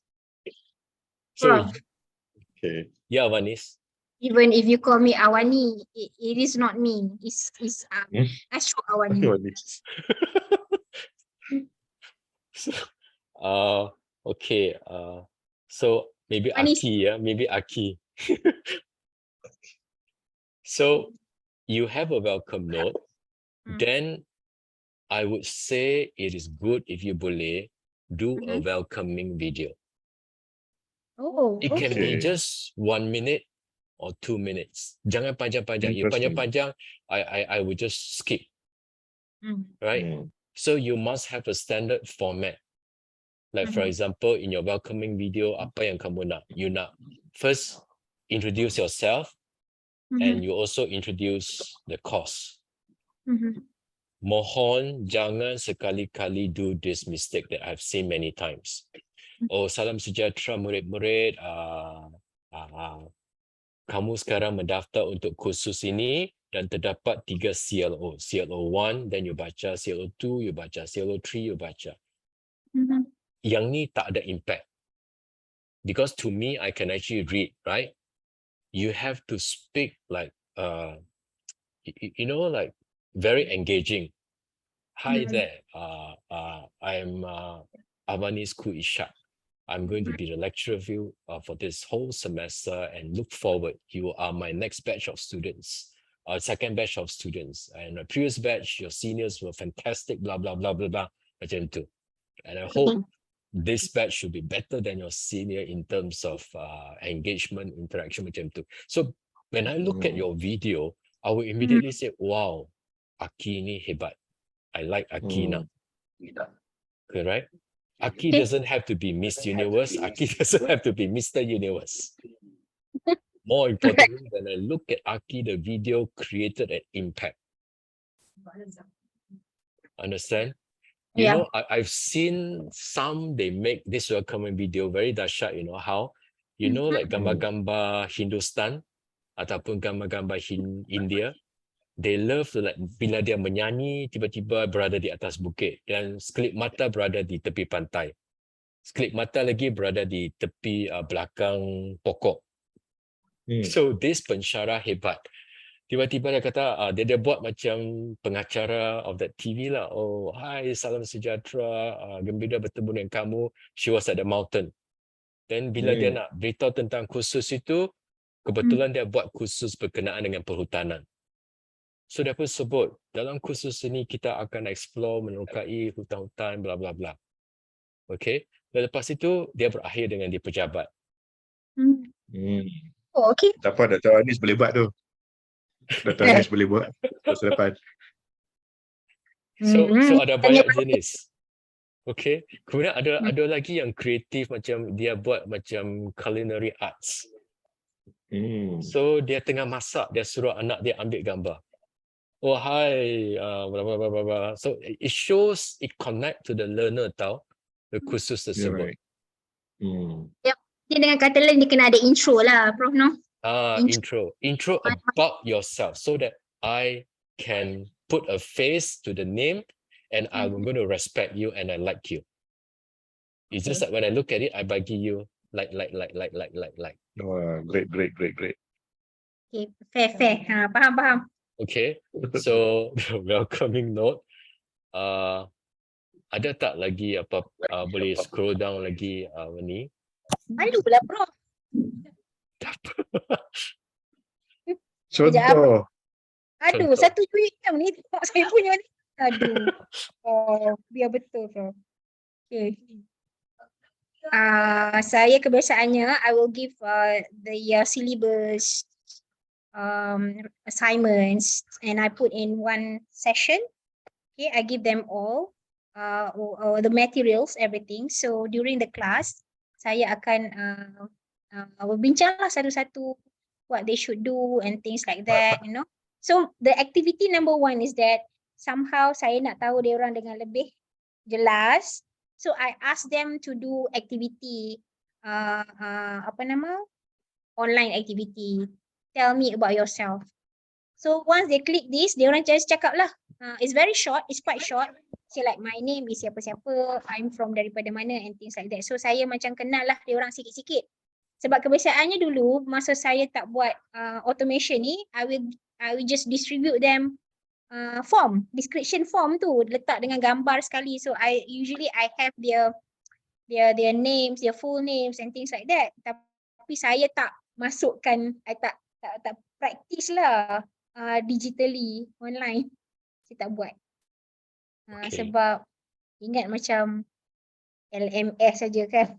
Dr. Nizam lah. Ingat macam LMS saja. Okay, but now I'm quite clear lah on how to nampak lah juga on how to make it more interesting. Interactive. Interactive, interesting. Okay, baik. And there's another colleague of mine, which is Dr. Kazaina. We also always change thoughts on how to do things like that. In fact, for pengantar pengurusan ni kita ada MOOC. Kita ada MOOC yang sendiri atau MOOC yang orang lain? MOOC sendiri for the subject. Oh, okay. So it means that kalau student they enroll for principles of management, it means that blended learning tu dah ada dah lah. Dah memang kita sudah ada lah blended learning tu for every pensyarah. So itu tak ni lah. But the only thing is that MOOC satu platform. Yang LMS ni pun satu platform. So sometimes they're quite confused lah yang mana satu nak buat and things like that. So I have to spend quite a while lah to explain to them the function of MOOC and the function of LMS. LMS ni apa? MOOC ni apa? You know? Actually MOOC yang kita buat ini adalah sebagai additional kepada LMS yang sedia ada. So LMS ni basically yang kami gunakan adalah untuk interact. This one it will be the official lah, everything dengan student kita akan gunakan LMS. For MOOC tu kita akan kata is compulsory for you to do exercises lah. Kita mengatakan bahawa that is additional for you. So MOOC tu macam supplementary lah. What will happen one day micro credential keluar? Adakah kamu akan create lagi satu platform? Yang tu lah adalah beberapa perkara yang kami masih bincangkan macam mana nak selesaikan masalah itu, because student dia orang memang akan confuse MOOC dengan LMS ni. Sometimes kalau saya cakap okay you have online quiz, sebab dalam MOOC tu pun ada online quiz, so dia akan tanya which one is yang dia orang nak kena buat, online quiz MOOC ke online quiz ini. So I have to again explain to them, but actually it's good lah, it's good. I have to always remember them, I have always to advise them, to remind them on kena buat apa, kena buat, tapi kadang-kadang penat lah juga kan. Betul. I think at the end of the day you have to see only one single platform for pembelajaran. Exactly. You cannot have two. You have to, let's say, I'm going to be confused as well. Yes.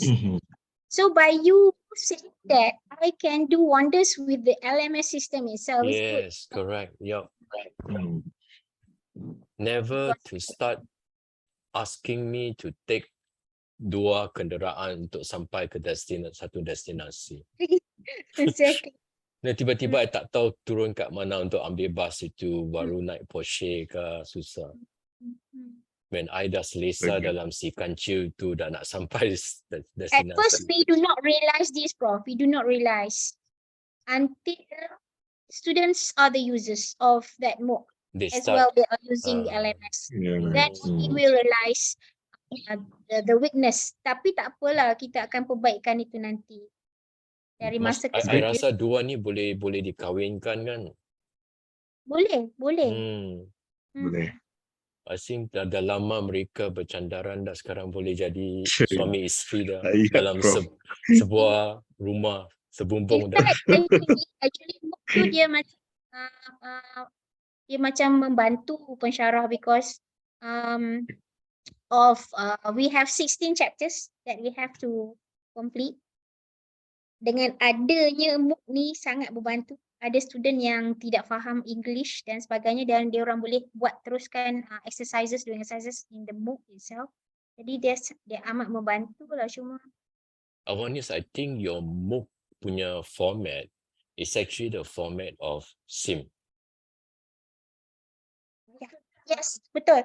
Yeah. Betul. Memang dah buat pun. Memang dah buat dah. Betul, that's why. Yeah. So you kena bawa dia balik kepada pangkal jalan. Wah, I like your Yes. idea.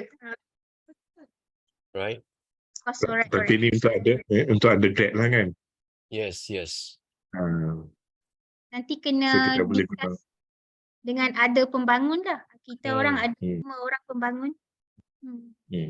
Agree. Sekarang duk lena. Sekarang sedang lena.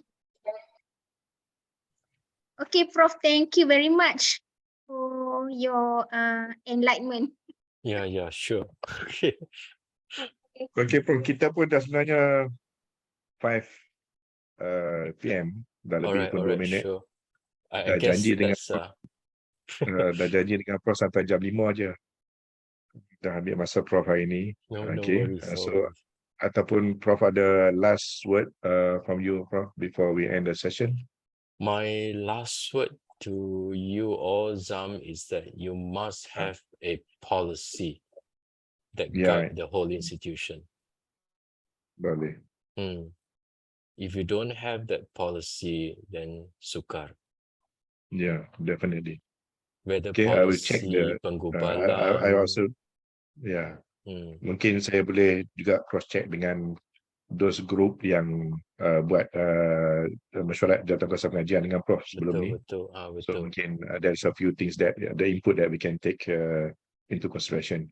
Yeah. Thank you, Prof, again. Yeah, Okay, sama-sama. thank you for the outstanding sharing. Okay, so I don't think that we're going to have a Q&A session after this.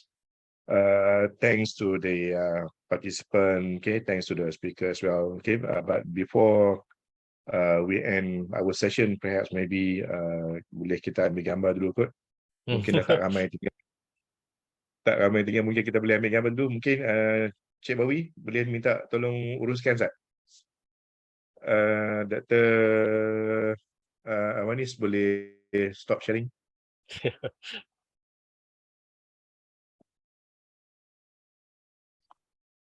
Cik Bawi ada? Ya, ada. Okay. Mohon buka kamera, kita ambil gambar. Ya. Okay. Ni saya stop share lah. Ya, stop. Amanis Okay. kena stop share. Akhirnya semua muncul lah.